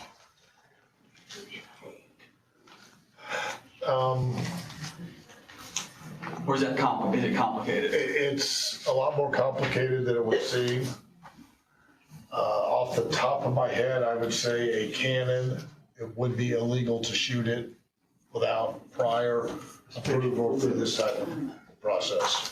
Okay. Okay, yeah. I guess I should But ask. illegal, you got civil violations and you've got criminal. I do not believe it would be a crime per se, but it probably is a civil violation. So it depends on your definition of the word illegal. Yeah, it doesn't have a cannonball. Yeah, that's what you say. Does it have a cannonball? Okay. So I guess the question for me, I hunt. Right. I use black powder, muzzleloader. Right. What's the difference between, somebody had mentioned tanninite, which I know what that is. I shoot black powder. I'm curious, is there a line where it transitions from one to another? Is there a definition of when it does I would transition? suggest what you're talking about is a firearm, and as long as you comply with state guidelines and local ordinances for firearms, you're fine. A cannon's a different situation, but I've been to 1812, so I know they're not actually shooting cannonballs out. That's why I say I do not believe it would be a crime, which is what the word illegal denotes. But when you talk about just, could it be a civil violation of a county ordinance? I would say probably yes. It would be a violation of our zoning ordinance. Okay. And then I know there was a lot of conversation. You wanted to clarify a couple things. Could you? No, I just wanted to suggest that they are property owners. They have a right to access their property. This special exception request is for a specific event. As Mr. Hardman has pointed out, the noise and the amount of people that's in there, the special concerns because of traffic, et cetera. That is why they need that special exception. Hopefully that helps everyone.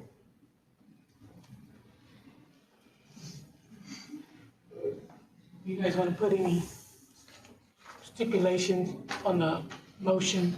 That would be preferred, because otherwise you get into another problem. So we're just voting on the fact that they're gonna 1812. This year, or whatever year we want to approve for, whatever. So we'll do that. Because we're not gonna open it up and say, you can do the 1812, and then you can have something else and something else. Because these people are property owners too. They're not the only property owners that it's 1812. So if we don't make it look like that we're siding with what they want to do, and we're not looking at the people that already live here. So with that, who wants to make the motion? I would make a motion to, I like what the executive, was this wrote by you? Mm-hmm. I like what he wrote here. I think it gives consideration to both parties. I would make a motion as written by Mr. Clancy. I would add, I would like to see Gas City and the City of Marion added additional insured. I think they might have some liability here. I think we're looking out for Grant County, that's who we represent, but I think the City of Marion and Gas City should be considered also, because I heard, it sounds like there's potentially city streets on both. And as it's written exactly here, Mr. Clancy, adding those two things, Gas City and the City of Marion, additional insured also. Where's that motion? It's on the back page of the packet from Mr. Page 6. I missed it too until you mentioned it, and I flipped it over and I think it's written well. It's very back there. Is it in everybody's packet? Should be on the very back of the packet, titled Grant County Area Plan Staff Assessment. Final page on the back side. He's got 5 stipulations there. So you're making a motion, that's it? Yeah, do I need to read it, Mr. Bloodfield, or can I just refer to it? I would read it as part of the motion. So I would make a motion to approve the special exception with the following language. Bullet point 1, approval applies only to the event for 2025, October the 3rd through the 5th. We would include the traffic for setup and tear down, as Anthony had mentioned. Post-event report must be submitted to the APC for review by the end of the year. Grant County shall be named, Grant County, Gas City, and the City of Marion shall be named as additional insured on the event policy. All health department permits, and food vendor certifications must be completed and available prior to setup. And finally, any future special exception requests for continued use will require a new public hearing, updated ingress and egress plan, plus demonstration of neighborhood impact mitigation. That would be my motion. But that's one year, we're only going 1 year? 1 year. Correct, with the review. With the review. And if they would want to do it again in 2026, they have to file again Right. for us to review the impact. So we got all that then? That, did you want to include Marion? Yes, the city, I'm going to include for the additional insured, Yes. Grant County, City of Marion, and Gas City. Okay. All right. And they had already included Grant County. Okay. They do have and I passed that out. Correct. David, is there anybody else, any government that we should consider to help cover them? Any government agency, city, county? Mississippi schools. And I would add Mississippi schools. Well, there's two school systems. And Marion schools. And Marion schools, yeah, because they're driving buses. Right. Two school systems. Dan, we need a date for them to submit this information. We don't have one. I'd like to not get down to weeks before the event. Yep, I think it's a good idea. The post-event report, it's stated end of the year. I think gives them plenty of time to review it, summarize it, get back with council. I think that's good. I believe the additional insured, 14 days. 2 weeks is plenty of time to get that taken care of. All health department permits and food vendor certifications need to be completed, available prior to setup. So I'd say, as it's written, prior to setup, and then future special exception, they'll have to do it on their own next year if they want to have it again. Yeah, but when? Todd, are you implying a date for this information to be provided back to the APC office? For bullet 5? Yes. Yeah, I agree. I think we need to have time. If they're going to apply next year, there needs to be plenty of time. If the event's in October, say May 1st, is that enough time, in your opinion? Anthony, you got an opinion about that? No, as long as Bob Jackson and all of our, sheriff's department have enough time to assess any changes that may need to be overcome from the previous year, from how we run it. So I think that would be okay. But Bob, Ed, you guys good with that from redeveloping? Is May the 1st, is there anything we should consider when we're looking at a date for the bullet point 5? I'm gonna ask Todd that. Yeah, you're dealing with the headache of it, big part of it. Well, I hate to put it in as an absolute requirement in the motion, but make it a suggestion and a target date, right?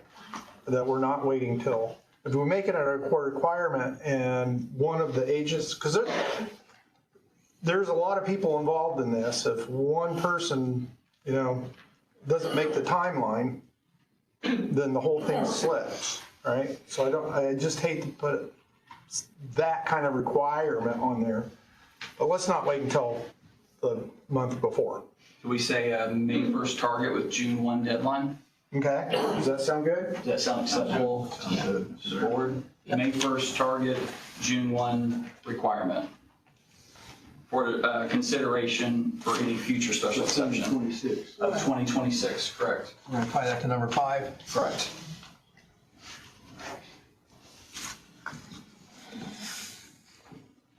Todd, is there anything else that you believe I should consider for my motion?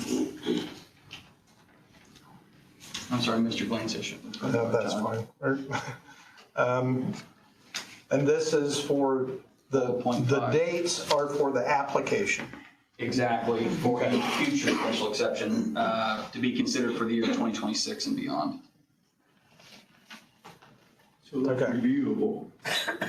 Right, so that'll give us an opportunity next year to review the impact and all updates. Yeah.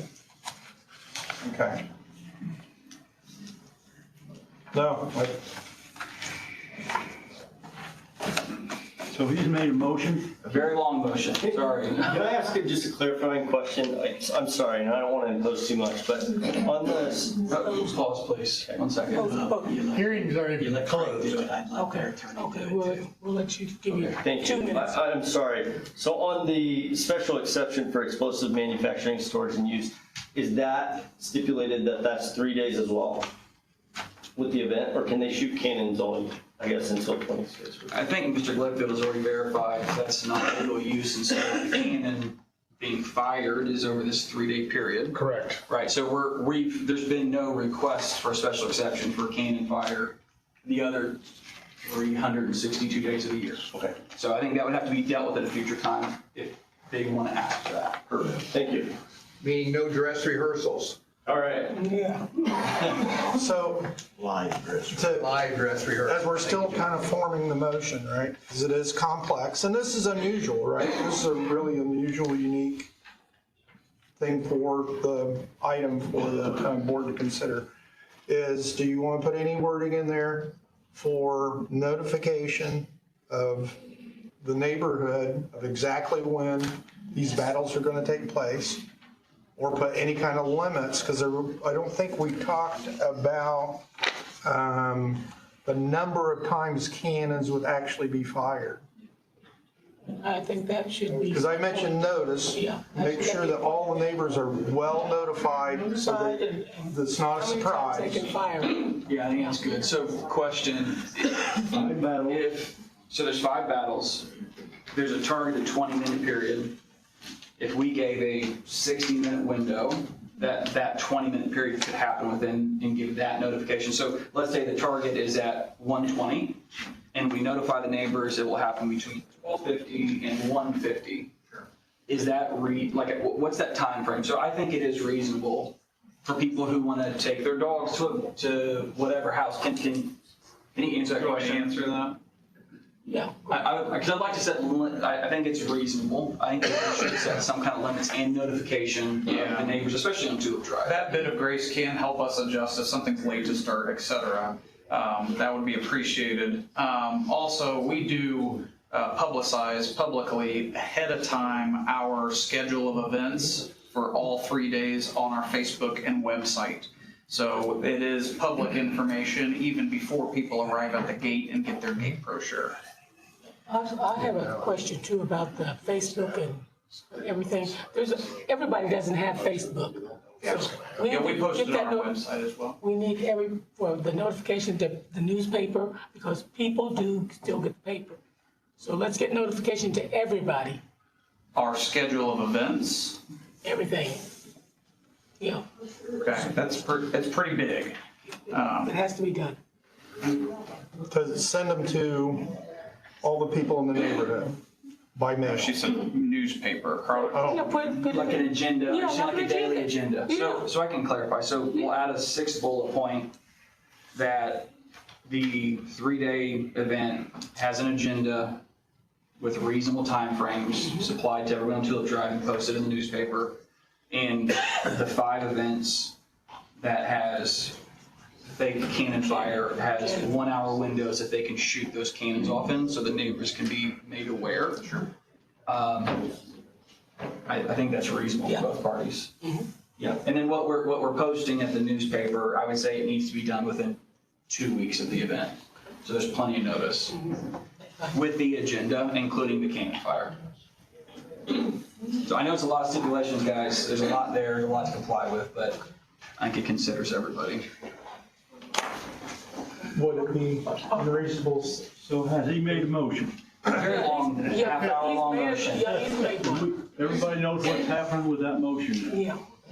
So just to make it clear with the motion, for the notification of battles, there'll be an agenda placed in the newspaper with a reasonable time frame, okay? For each part of the agenda, correct? For each part of the agenda. We want to post number of cannon fires for people to expect. So there's going to be 5, I just got to keep it. Yeah, I would assume that gets complicated. Is that too far? That's very hard. That would be hard to manage. We have misfires. Okay. Okay. That'd be the time. The window of time is more reasonable than. Yeah. Okay. Yeah. Todd, are you good with the motion that's been proposed? Yeah, I mean, we're going kind of, I've got 5 of them and we're going by what? We're actually 6 now. 6 now? Because I added a 6th bullet point to your first 5 bullet points that include the agenda being posted. Also, has to be sent to the newspaper with at least a 2-week notice from the start of the event. Mm-hmm. And then a 1-hour window for 5 fake cannon fire events. And those events are supposed to last about 20 minutes total each. And that gives notice to all the neighbors and everybody that gets the newspaper. And we've got the application timeline? Yes. Target May 1st. Requirement by June 1st. Correct. That gives about 4 months to prep, 3.5, 4 months. That's a lot of stipulations. No, I mean, for something as complex as this, I think we're good. That's what I'm trying to say both sides. That's my motion, all 30 minutes of it. Anybody have any questions or want to second? I'll second that motion. Okay. So we can have a vote one way or the other, Okay. just so we can vote. Okay. Roll call?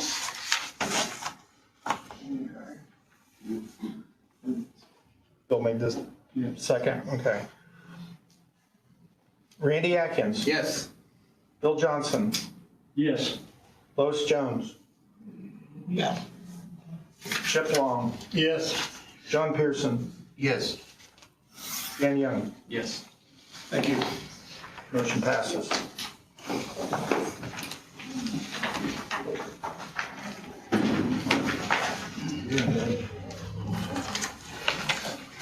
Thank you.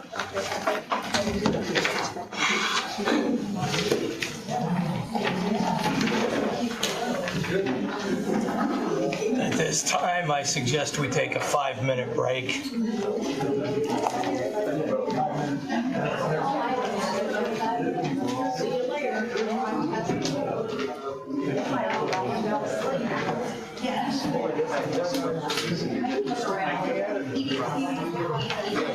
Well, yeah.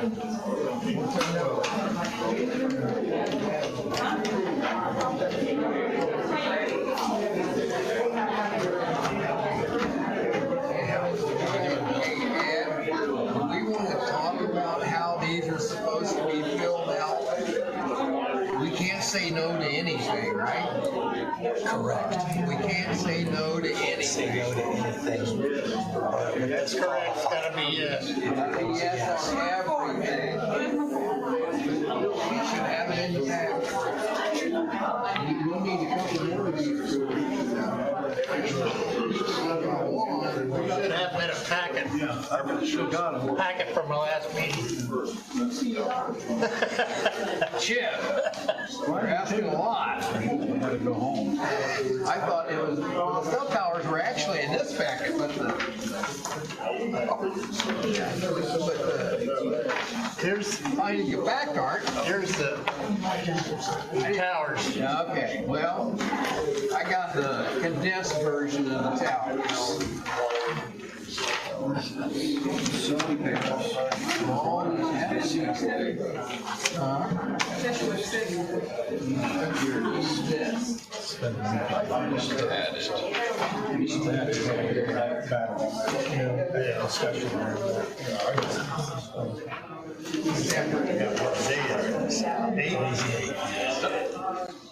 Mr. Hartman, what's your recommendation for reporting the conditions? Because that was really the stuff.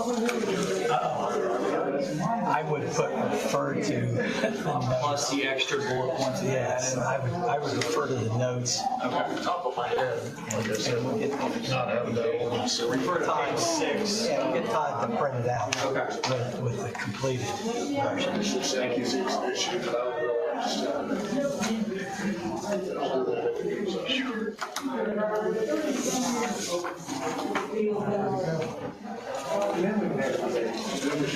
All right. Discontinued. I know. I was there one time.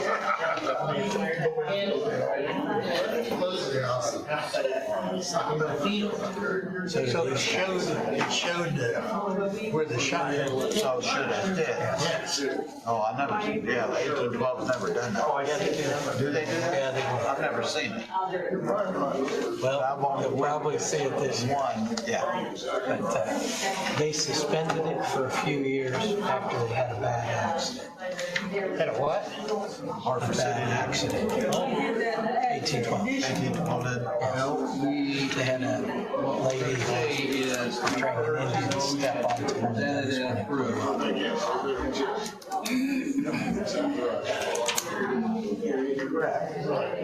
Bad day. Yeah, that one.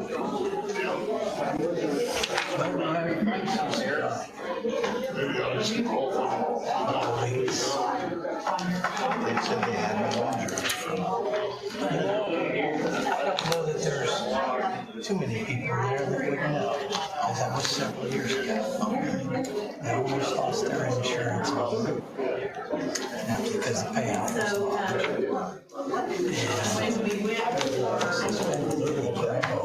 And charges after that for several years.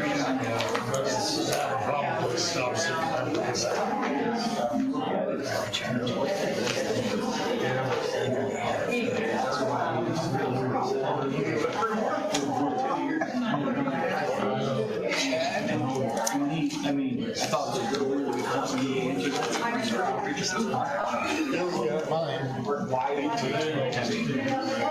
Oh, yeah. Yeah, I'm glad that they consider both ends of this. Yeah, because I didn't bring my packet from last time.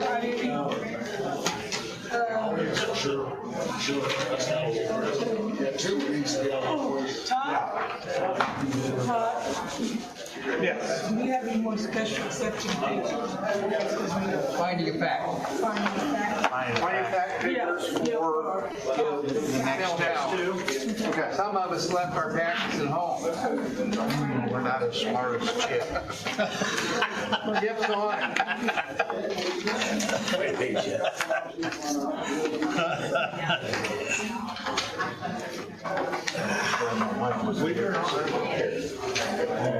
This is front and back, the other one's gonna be 2 pages. We don't need here, but we'll do one of these. Well, these are specific. Right, these are specific. You're on it, Mr. Glancy. Actually, I didn't think I had included them last time, did I? Are we still live? Yes. It's still recording. Okay. I think I was behaving, David. Pause.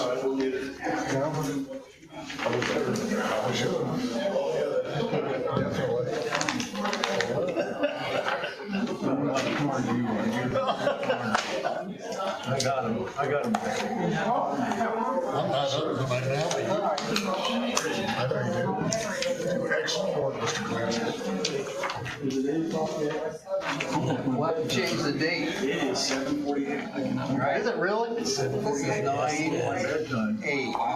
What was the original hearing date? I hurried her up so she'd get back. That's 9:80. 9:08. John's on it.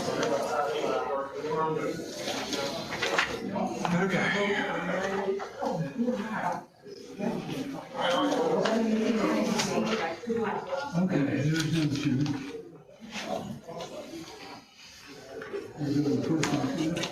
How long did that actually last? Almost 2 hours. It's an hour and 45. Yeah, mine worked at all. Someone must have lost time off. I don't know anything else that We listen. Just keep track. They seem to turn back off. They turn back off, yeah. Yeah, I noticed that with this one. I guess you gotta hold them to You get have to hold it to get it to come on, and it'll light off. But it'll turn off by itself after a while. It doesn't hear voice on loud if you don't hear nothing. Good, that's good. Mine just now shut off. It was on all the time. That one kept shutting off. It did. It's off now. Okay. I'll get it back on already. Speak up.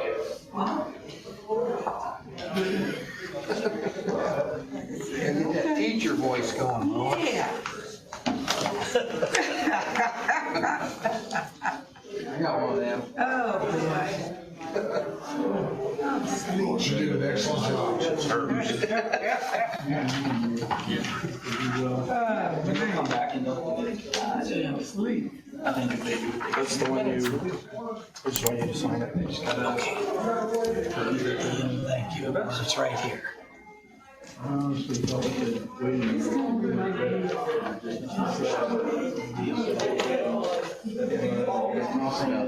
wasn't here. Oh, you were here, that was a tough. I mean, this thing was packed inside and out. Thank you.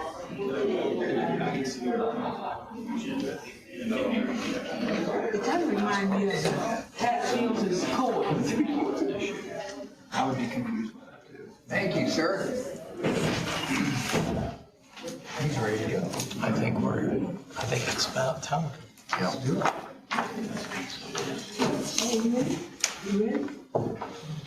Okay. We're back. Next on the agenda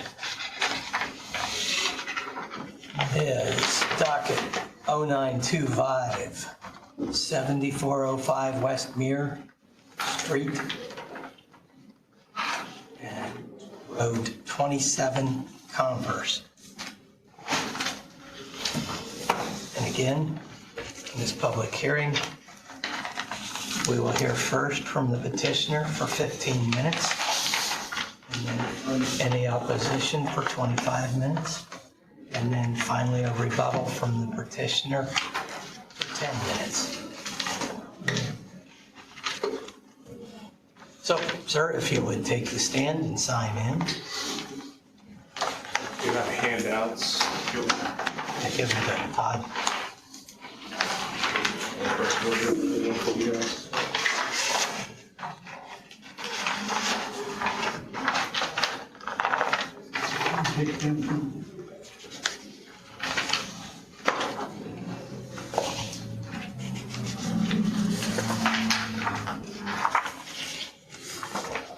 Good evening. For the record, my name is Russell Brown. I'm an attorney with the law firm of Clark Quinn. Business address is 320 North Meridian Street, Suite 1100 in Indianapolis. I'll walk through this matter. Before you, I handed out a small handout that has some documents. I'll refer to that as we walk through this case. With me today is also Jeff Haley, who is site acquisition for this site. The co-applicants for this petition are Vertical Bridge, who is a regional tower company, and Verizon Wireless, who is the confirmed top tenant at this location. This request is for a 265-foot overall height, 255-foot plus a 10-foot lightning rod, new self-support tower. So it's a lattice tower, not a guide wire. There are no guide wires on this property or on this tower. Wireless communication facility located near the southwest corner of 700 West and State Road 18 near Muir. The first slide in our packet shows the location of this tower in relationship to the quarry to the south, and then Oak Hill High School, which is to the northwest of this proposed location. The lease area is contained in a parcel which was carved out from a larger parcel which largely runs between the railroad or path on the south and State Road 18 on the north, west of 700. The site will be served by a new drive, which will have access on 700 West. And upon completion, it is a low-traffic generator, generally attracting traffic only when new equipment is added to the tower or for routine maintenance checks. The next slide shows the setback of this site to the nearest residential structure, which is approximately 1,174 feet from the nearest tower leg to a residential property, which is north across State Road 18. Other nearby residential structures are between 1,500 and 2,100 feet from the base of the tower. This tower is set back 120 feet from the right-of-way to the east and approximately 86 feet from the path property, which is located immediately to the south. The next slide, that shows that in compliance with this ordinance, because this tower is more than 200 feet in height, it has room for Verizon Wireless and up to 3 co-locators. Your ordinance requires 3 carriers for any tower height taller than 200 feet. At this height, the tower will be required to be lit by FAA requirements. The top of the tower and mid-tower, there is no excess height on this tower. Verizon is the top tenant, so there is no excess height in compliance with your ordinance. The tower will be located within a 75 by 75 compound, which will be surrounded by a 6-foot tall wood fence to shield view of the ground equipment from all surrounding properties. In conversations with our staff, with your staff, it's our understanding that the tower compound elevation here needs to be raised beyond the base flood elevation at this location, and the applicants are aware of that and will comply with that. Your wireless ordinance does not provide for setbacks for towers. So despite this omission, the applicants here have proactively determined that it will construct this tower to have a fall zone which is 100% within the parent parcel that it sits upon. So the 4th slide we provided to you is a fall zone letter stamped by an Indiana licensed engineer, which provides that this tower will be engineered, designed, and constructed to have a fall zone of 85 feet from the base, which is less than any setback from adjacent rights of way or publicly owned property. Indiana Code Section 8-132.317 provides that a jurisdiction cannot impose a fall zone greater than this unless the jurisdiction provides evidence via study performed and certified by the jurisdiction's own engineer, which provides a certification is flawless. To our knowledge, no such report has been prepared or will be presented this evening. Based on the questions that we received from this board during your continuance of petitions last month, we did send via certified mail communications to the Kokomo Rail LLC, the owner of record of the adjacent rail tracks, informing them of the specifics of our request and notice of tonight's hearing. That letter was signed for on August 11th, 10:54 a.m. So those are the specifics of our request. I'll talk about need in the area. First, as required by your ordinance, site acquisition personnel did look for any existing available structures within 2 miles of this proposed location and determined that no existing wireless communication facilities existed. Verizon Wireless's RF design team has determined that a need exists near the intersection of State Road 13 and 18.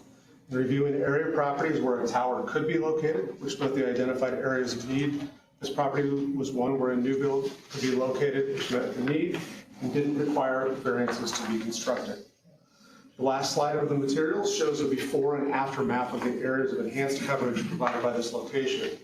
This location provides enhanced coverage and capacity services for the Oak Hill High School area, which has slow throughput speeds and high usage times. Think of Friday night football games. I've been there Saturdays during the summer for baseball games and have slow throughput speeds. I have coverage, but it takes a long time to get on and off of the network to do any upload, and that is what we call throughput. And that's one of the things that we're trying to identify and overcome at this location. This also provides enhanced coverage along the State Road 18 corridor. The existing site on the left part of your map is a site located south of State Road 18 in Miami County, about 4 miles from the proposed location. That's the tower that Verizon is currently on. Site selection and appropriate spacing between existing towers is important because it seeks to maximize coverage and capacity in an area with the fewest number of installations. That is a benefit to communities because it limits duplicative infrastructure, and to carriers because it allows optimized service delivery without the expenditure of funds and redundant infrastructure. The last item in our packet is a sworn RF statement of need, which complies with the carrier's obligations under Indiana Code 8-132.3-20A3, which explains why co-location was not chosen to meet this need. Upon compliance with the statutory provision, permitting authorities may now evaluate the business decisions of a carrier regarding the business decision of Verizon Wireless to seek this deployment option. I can stand here and give you a significant amount of data about why wireless coverage is important in all corners of modern communities. It's a dramatically growing number of wireless-only households, dependence on wireless communication providers for access high-speed internet, utilization of wireless devices in emergency situations, continued explosion of the number of wireless devices in our country, continued dependence on wireless coverage for use in commercial, educational, residential, agricultural, day-to-day activities. But it goes without saying that wireless needs continue to grow and not decline. Verizon and other carriers have obligations under their FCC licensure to provide reliable coverage to their customers. And the construction of new towers, when existing infrastructure cannot accomplish the provision of that reliable service, is a necessary part of meeting those requirements. I'll close with this, and then I'm happy to answer questions after anyone else here wishes to testify. But above ground utility infrastructure is a part of the development of orderly communities. It is not contemplated in comprehensive plans. In the state of Indiana, Verizon Wireless cannot force a landowner to allow them to construct a tower on their property. So when we are seeking to find the solutions which meet the customer needs and regulatory demands of the industry, we must seek opportunities when they arise. Before you is a petition, is a site which does not require any variances to be constructed as presented, so it's in compliance with the requirements of your ordinance. Therefore, we believe it stands ready for your approval. 2 items that we were requested by staff. One was to provide a copy of the memorandum of lease, which we have done, showing that is existing leasehold agreement exists between the applicant and the landowner here. Secondly, there was requested that the landowner, if possible, attend this evening. For this site, I have a notarized letter saying that the individual was notified that they were asked to attend, but had scheduling conflicts and could not be here. Happy to provide that to staff if you'd like that. But otherwise, happy to answer questions after other members of the public have their opportunities. Is there anyone else that'd like to speak on behalf of the petition? Okay, we'll move on to, you'd like to speak for the petitioner? Okay. Please sign in, state your name. My name is Chris Mahoney, and I live in Swayze, Indiana, and I am here for a simple, selfish reason. I would like to have cell service at Oak Hill High School. I go to basketball games, football games, occasional soccer game, and baseball games. You can't get anything. I can't call, I'm not available to anybody or anything. In the gym at a basketball game, people talk about how you can't get any kind of service. Maybe you don't have emergencies every day, but you might have. And I have been by, I saw the signs of where they're gonna put it. Looks like a good place to me. I've not heard anything. And I would really, as a member of Grant County, really encourage you to pass this. Thank you.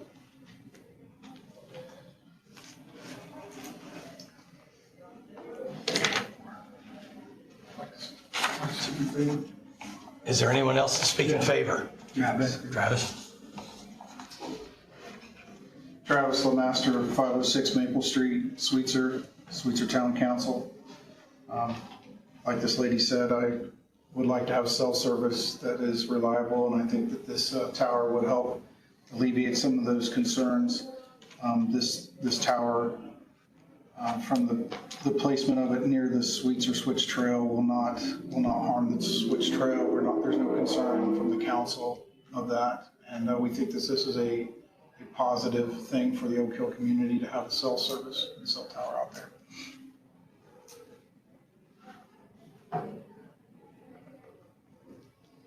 Is there anyone else who wants to speak in favor of the petition?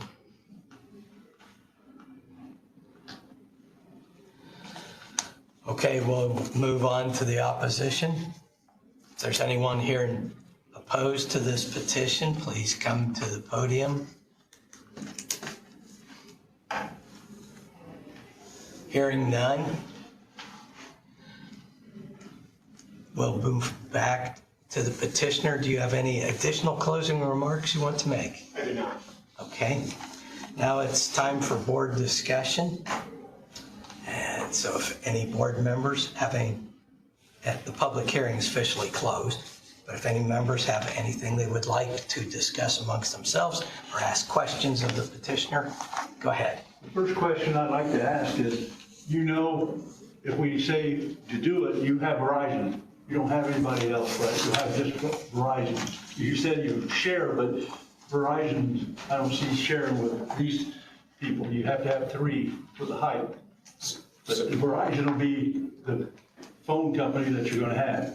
If that's all right with them, I don't care. Yeah, so Verizon is the confirmed tenant. Vertical Bridge is a tower company. They will be out actively marketing to try to attract additional co-locators, but it is designed, both tower and ground equipment, to have additional co-locators, which is the obligation of the ordinance. But Verizon is the only confirmed tenant, and they're going at the top of the As tower. long as you don't care, because Verizon can raise their price if you're the only one. They probably won't, but you could. So, I'm just saying it's okay. Okay. They know it's one. Has the owner been notified that in the event when this tower is done, that if it is not taken down by your company, he'll be required to pay for taking it down, according to our area-wide zoning ordinance? Yes. Is he aware of that? Sorry, Jeff Haley, Pyramid Network Services, 15375 Cherry Tree Road, Noblesville, Indiana. To answer your question, yes, my landowner has been informed that if I believe the code states 30 or 60 days, if there's no equipment on the tower, then we are responsible for dismantling of said equipment. Yeah, I believe it gives you 180 days. Is that what it is? Yeah. Okay. It's Mr. Druck, is it? Druck? Yes. Druck? Yeah. Okay. Now, he recently sold off all the land surrounding this tower. Were you aware of that?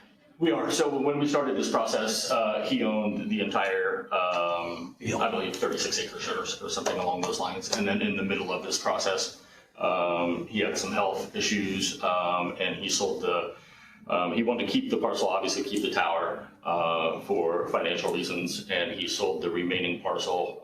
And I also have a relationship with the new farmers in that area as well, the Holloway family. So, yes. Okay. So he did separate that small chunk for himself and this tower. Okay. All right. How far is the tower from the road?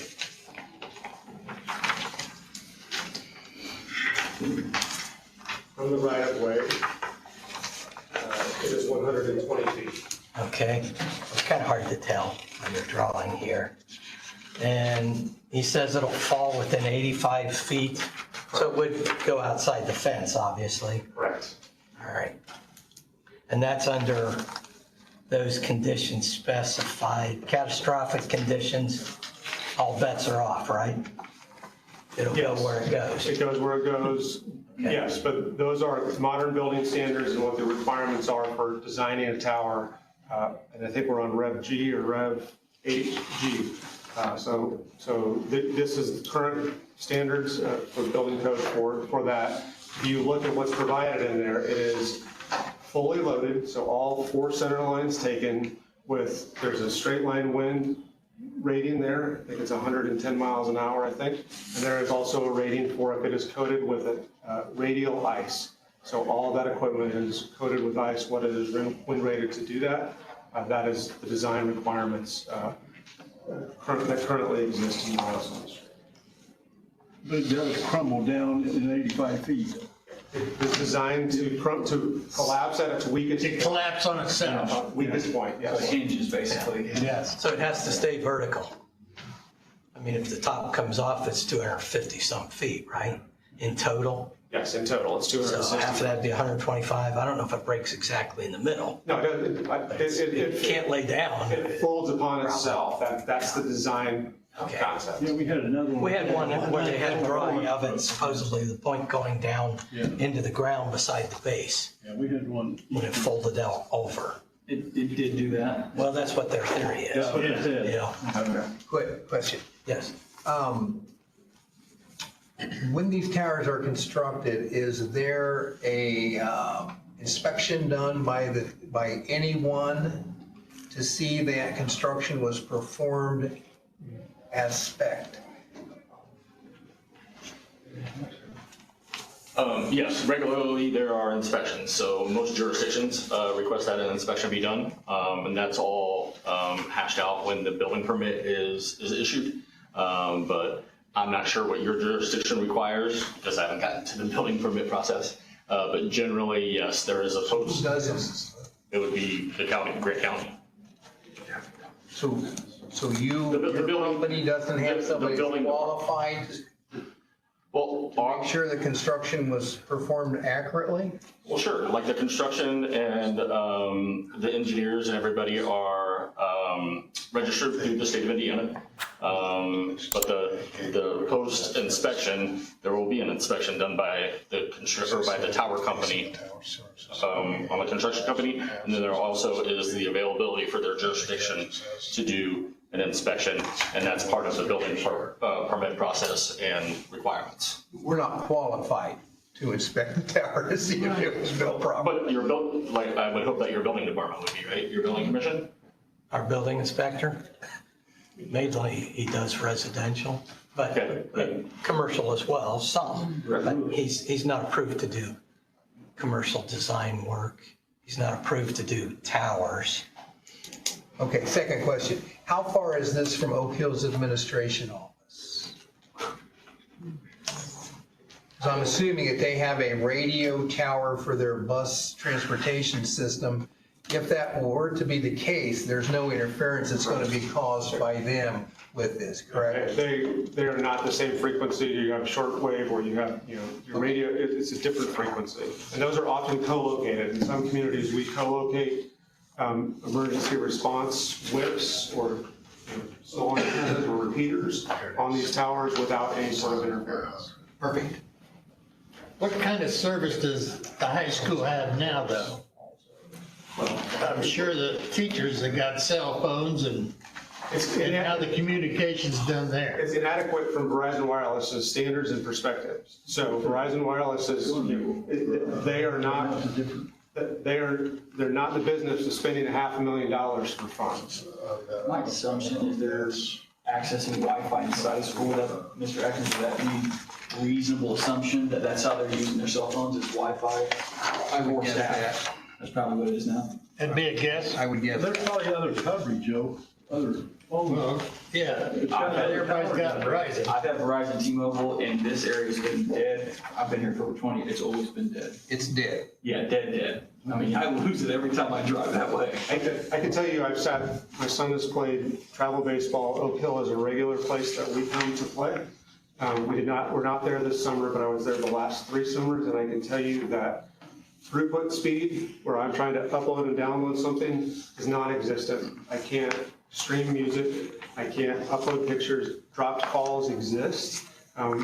Sometimes you can make a call from the baseball stands. I've not been in the school, but I've been there when there might be 100 people in the baseball stands, and it is very difficult to complete a call or access it. And I have Verizon, so I will say that.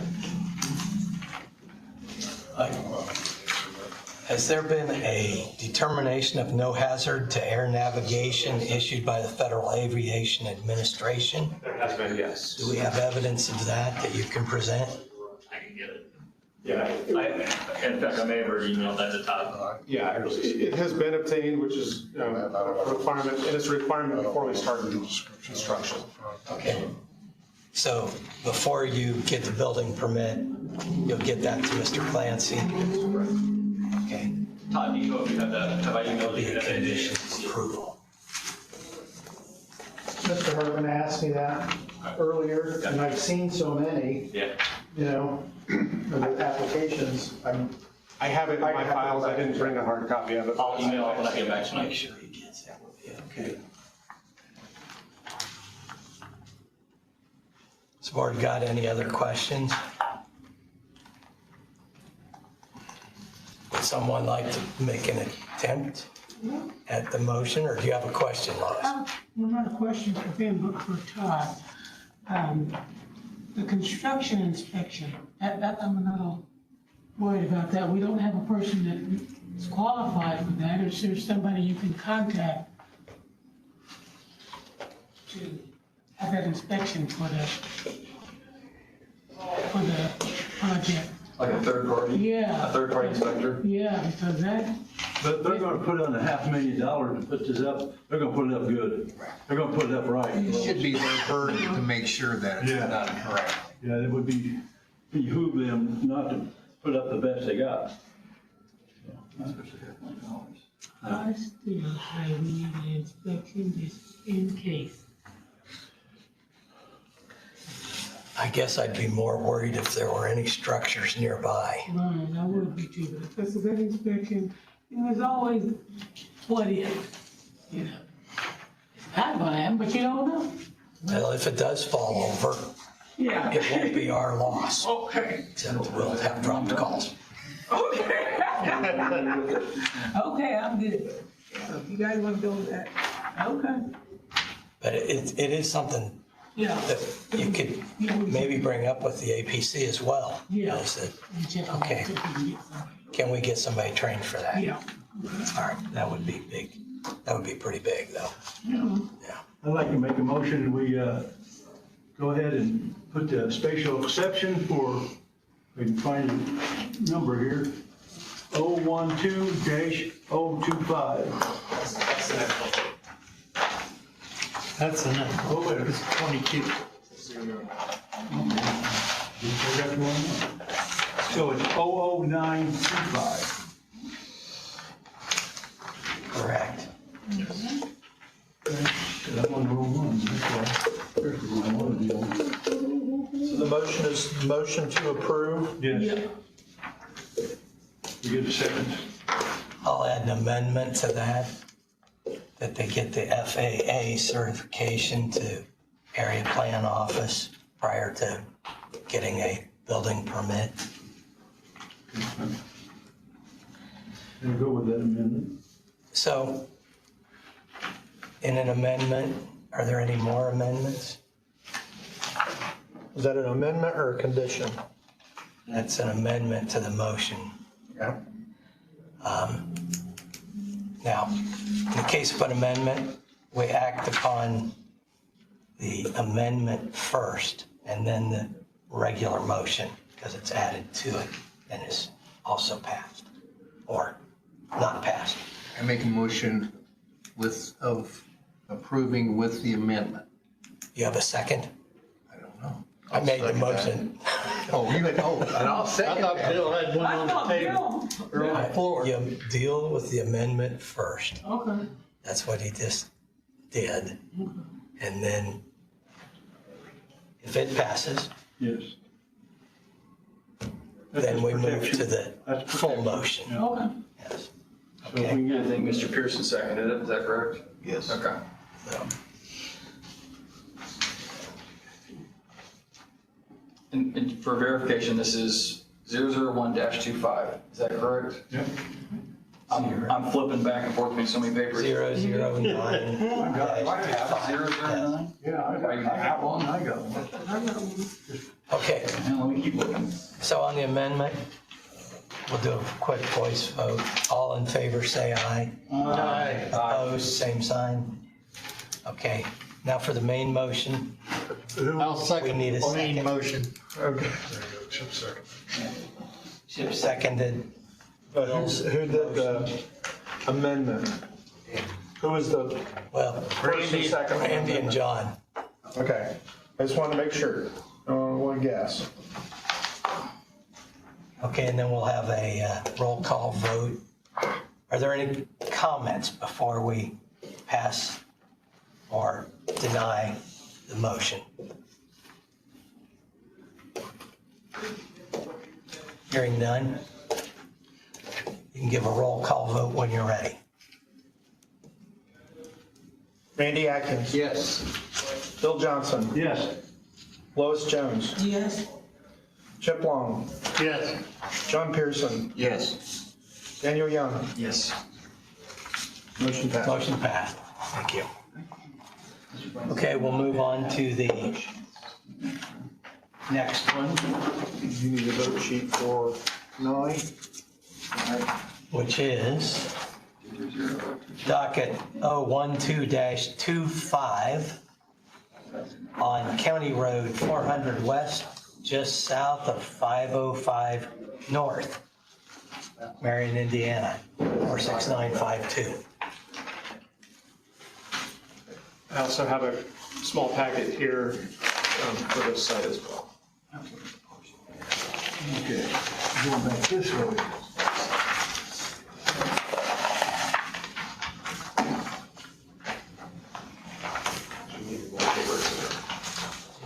Wow. Things in order also. There you go. Okay. All right. Again, for the record, Russell Brown, 320 North Meridian Street, Suite 1100 in Indianapolis.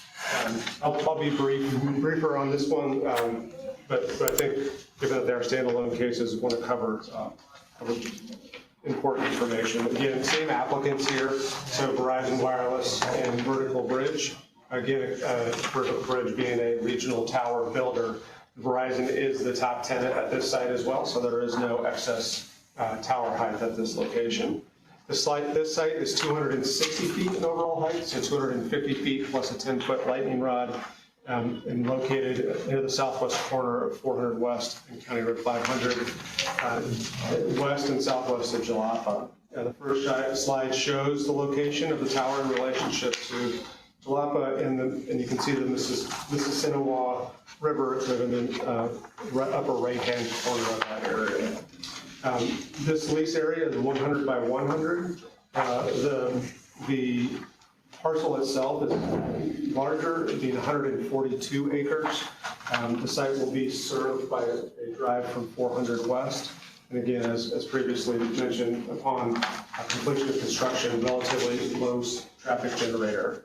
The location on this property was chosen to try to decrease the disruption to the ongoing agricultural use of this property. It is actively farmed. It plans to continue to be so by the owner.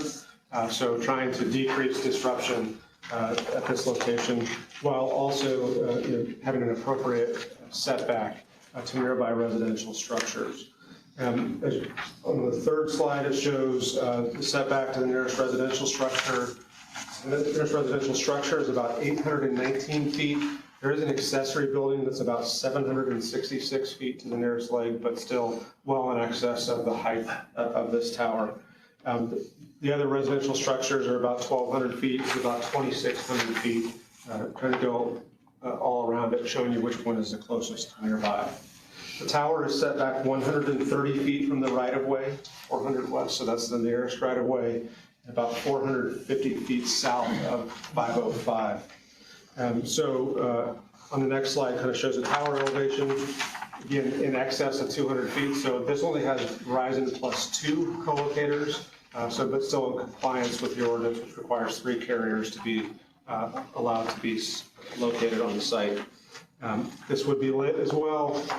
We confirmed that we do have FAA determinations for this site. We emailed them to the director while we've been sitting here, so you should have him in his inbox when he comes into the office tomorrow morning. So this would be lit at the top of the tower and mid-tower. Located in a 75 by 75 compound, so lease area is 100 by 100, but 75 by 75 compound has that same 6-foot tall fence to shield view of the ground equipment. Again, we have provided a fall zone letter stamped by Verizon or by an Indiana licensed engineer. This will have a 90-foot fall zone, so slightly larger, but still well within the parent parcel, not on any adjacent right-of-way, but still falls in such a way that event of failure, and that is provided in accordance with Indiana law. We did look for available structures within 2 miles here and found none that met the needs. We have provided a before and after coverage in the map packets as well. The need here is to do 2 things. One, you're enhancing coverage along State Road 15, and you're also taking some capacity from existing sites. We did not talk about capacity really in the previous presentation, but capacity is when there's, I say, too much water in the bucket, meaning at certain times of the day you have a full network. You have a traffic jam existing on that in certain sectors. And so when we do that, we're trying to locate a tower in proximity to an area where they can offload those towers. So here we are offloading 2 towers to the east and southeast that Verizon is already on. So we're enhancing capacity, so I can make a call, or I can make a call from an in-building, and also enhancing capacity. So we have coverage and capacity both achieved by this. And you'll notice there's a much broader area of the community receiving reliable coverage, which is the yellow area on this map upon completion of this construction. So that's slightly different than the previous tower. We're talking a lot about coverage. Here we're talking about both coverage and capacity. We have a sworn statement of RF here that provides the need for this tower, why co-location wasn't pursued. And in part, it's because we're on 2 nearby towers. So it's redundant to go on a tower you're already on. You can't, unless it's a highly densely populated area, you can't provide additional capacity by going on a tower that you're already on. You have to build or go to the new location. So that's what we're seeking to accomplish here. Same comments. We are in a highly wireless only household. Rural areas have less access to broadband, and so providing many residents in rural areas and get the broadband access through their wireless provider. About 15% of Americans do that. And so that is an important component of something that is more prominent perhaps in rural areas like this area. Again, we were requested to have the landowner here tonight. He was here. He's had some medical issues and could not stand in the 3-year last hearing, so he was here and did have to leave. I have an email I can read in the record, but he's in support of it and indicated that many folks that he goes to church with who live in the area are also supportive of it, given the lack of coverage and capacity in this area. So happy to answer questions that you have. Not aware of any known remonstrance at this location, but happy to answer any questions you have after other members of the public have their opportunity to speak.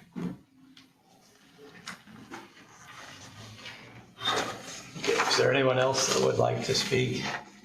Open discussion right now. Okay, if not, we'll close the public hearing, move on to the board. Is there any discussion of this?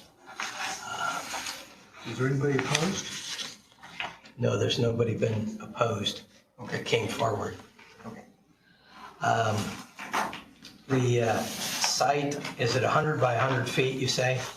That's the lease area, and then a 75 by 75 compound. So 75 by 75 is what will be fenced. Okay. When you talk about capacity, is that the capacity of, my terminology is not very good, the receiver hanging up at the top of that? Yeah, so it's how much data is going through it at a particular time. So there's only so much bandwidth. You think about it's literally bandwidth. So there's only that occupies it, and sometimes it's not only how much it occupies, but how long it's on there. You think if you're downloading a movie, how long would you be on the network to download a movie to a smart device? So you're taking up that amount of capacity, that amount of water in a bucket for a prolonged period of time.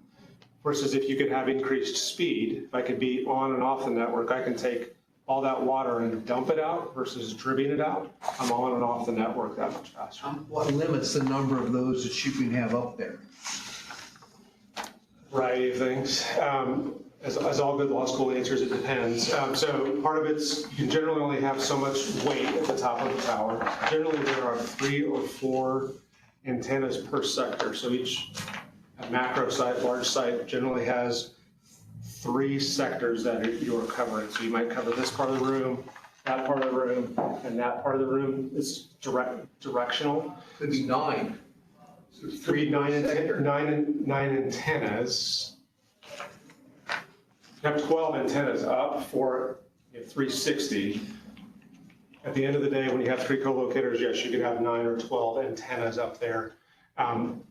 Generally, a carrier will only go on one center line, not exclusively, but generally a carrier will only go on one center line. So you would have Verizon at a center line, AT&T at a center line, T-Mobile at a center line, providing that need to their customers. So the lines coming into that, is that just for power? No, there's data as well. There's backhaul data as well. So that's generally a fiber connection. I have one near me and it's full. So that fiber connection leads to ground equipment. The ground equipment that is connected by by cable to the antennas on top. Okay, thank you. That is the lawyer's explanation of RF engineering. I'm just curious, on this one, there's 3 providers versus 4 on the last one. What dictates and why 3 versus 4, or 5 or whatever? So it depends, as I just said a minute ago. Sometimes it's about what other towers exist in the area. So if you're going in an area where the taller you build it, the stronger you build it, the more expensive it is. So if you think that there's limited opportunities to lease to 5 carriers, you probably only design it and build it structurally to support 3 carriers, because there's more expense to build it stronger to go. Height, you're trying to match up height to what other existing on-network antennas look like, and that's like AGL, that's 250 over there and 250. Well, if you're 250 on a hill over there, I gotta have maybe a 300-foot tower to have compatible center lines. So those are some of the things that go into it. That would be a pretty general answer. I want to know the coverage mileage. This square, it doesn't tell me how many miles there is. Is that, because this is a lot of coverage. There's a lot of coverage, there's a lot of ground area to cover, yes. So it depends on a variety of things. Just give me a ballpark figure how big this area is, because you got Jalapa, you got La Fontaine, you got Hope Shade Hills, you got them all. It's about 5 miles between this and the nearest tower to it, which we believe. It's only 5 miles? Yeah. So from point to point like this? That's about 5 miles. So a 2.5 mile radius, basically. Wow. Yeah. If you're splitting it. Yeah, it depends on topography, it depends on usage patterns, it depends on foliage, it depends on a lot of things. Never put up a tower, so yeah, Franklin County, you're not getting as big a coverage as you're getting in counties that have a little less topography. Probably population too. Population, yeah. Usage. That gets you to your capacity. Yeah.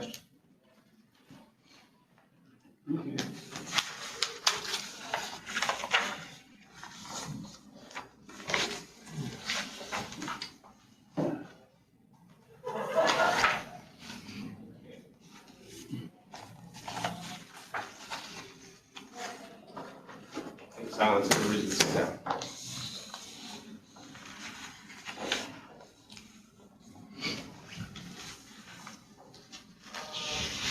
So the red area is rated fair to poor. There's still a lot of red area left even after your tower goes in. There is, you're right. I mean, so, and that's in-building coverage, and so in-building coverage is what we're trying to attain. But yes, it doesn't fill every gap, for sure. So you can imagine that there might be more applications before you. Typically, carriers are building in the build pattern, and so if I'm here now, I might be back in a short time. I mean, you've seen this as the 3rd petition I know of that you've seen in the last 6 months. So I'm often in a jurisdiction a number of times, and then I'm not here for a number of years because the build pattern. That's generally how the build pattern kind of works. It's customer-driven, demand-driven, complaint-driven. When I looked at the Verizon coverage map of Grant County out on the internet, I noticed the west side of the county is, what you say, not good compared to the rest of the county. Do you have other plans? They don't share those things with me, Okay. but mostly so I can stand up here and plead ignorance. But a lot of times, as I said, it's often customer-driven or complaint-driven. So if you have areas that there is low coverage, I mean, frankly, I encourage folks to call carriers and say we would like more coverage in this area of the county. Well, out in our county, especially on the west side, there's a lot of farms. There's not a lot of population, really, but yeah. Trying to build a population center, trying to build heavily traveled corridors, so state roads, interstates. That's often upland, you have it. What's that? You can have upland, you can have good variety. I've got decent coverage where I am. I can see a tower from my place, but it is in the distance for sure. Anyway, okay, so if you were near structures, I'd suggest you have a little bigger area leased, because your fall of 90 feet from the base is going to be well beyond the 50-foot that you have in the center of the tower. I mean, just considering things. Yeah, again, so that's, some ordinances require that, yours does not require all within a compound. So our goal here was to make sure it did not interfere with right-of-way, to be cognizant of that. Yeah. Okay. Does anybody else have any questions? And you sent him the FAA required for this one as That's what we well? were told, yes, that they would both be sent to him. If not, we'll confirm in the morning that he has them. All right. So that amendment again, we do the amendment again? Do we want to work through that, or just can we have it in one motion? There you go. I already have this thing. Same motion with, Yes, with the amendment. you want the same motion with the amendment? Is that what you want to propose? That's not reasonable, but yes. Yes. Okay. All right, do we have a second? Yes. Okay, we have a motion from Mr. Johnson and a second from Mr. Adkins. Is there any public discussion? We have a motion on the floor now. Hearing none, you can do a roll call vote when you're ready.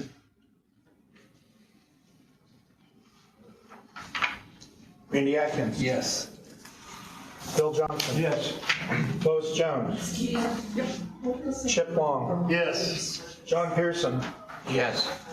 Daniel Young. Yes. Motion passes. Passed. I live in a dead zone. Thank you. I can't. You're welcome. I hope all goes well. And I have eyes and I would. Thanks for doing things the correct way.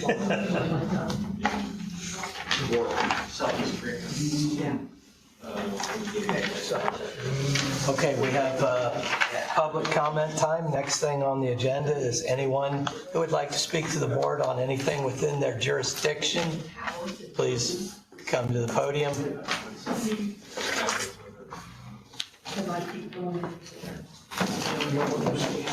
Hearing none, I believe we're ready for a motion to adjourn. I'll make a motion to adjourn. I second that. We have a motion to adjourn by Mr. Young, second by Mr. Adkins. All in favor, say aye. Aye. Meeting adjourned. There's your Yeah, they're long days. No, I've been going since 8:30. Very good. See ya. Okay.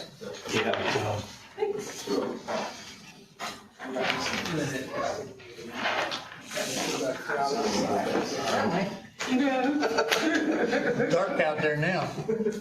I can wait to go out meeting in the car. I'm gonna set this beside you. Hey, thank you. It's gonna be a while for me to get out of here. Might take your train. Faster than I think about it. I'll take you home, but I don't think your wife can come. There you are. I can wait for you that long.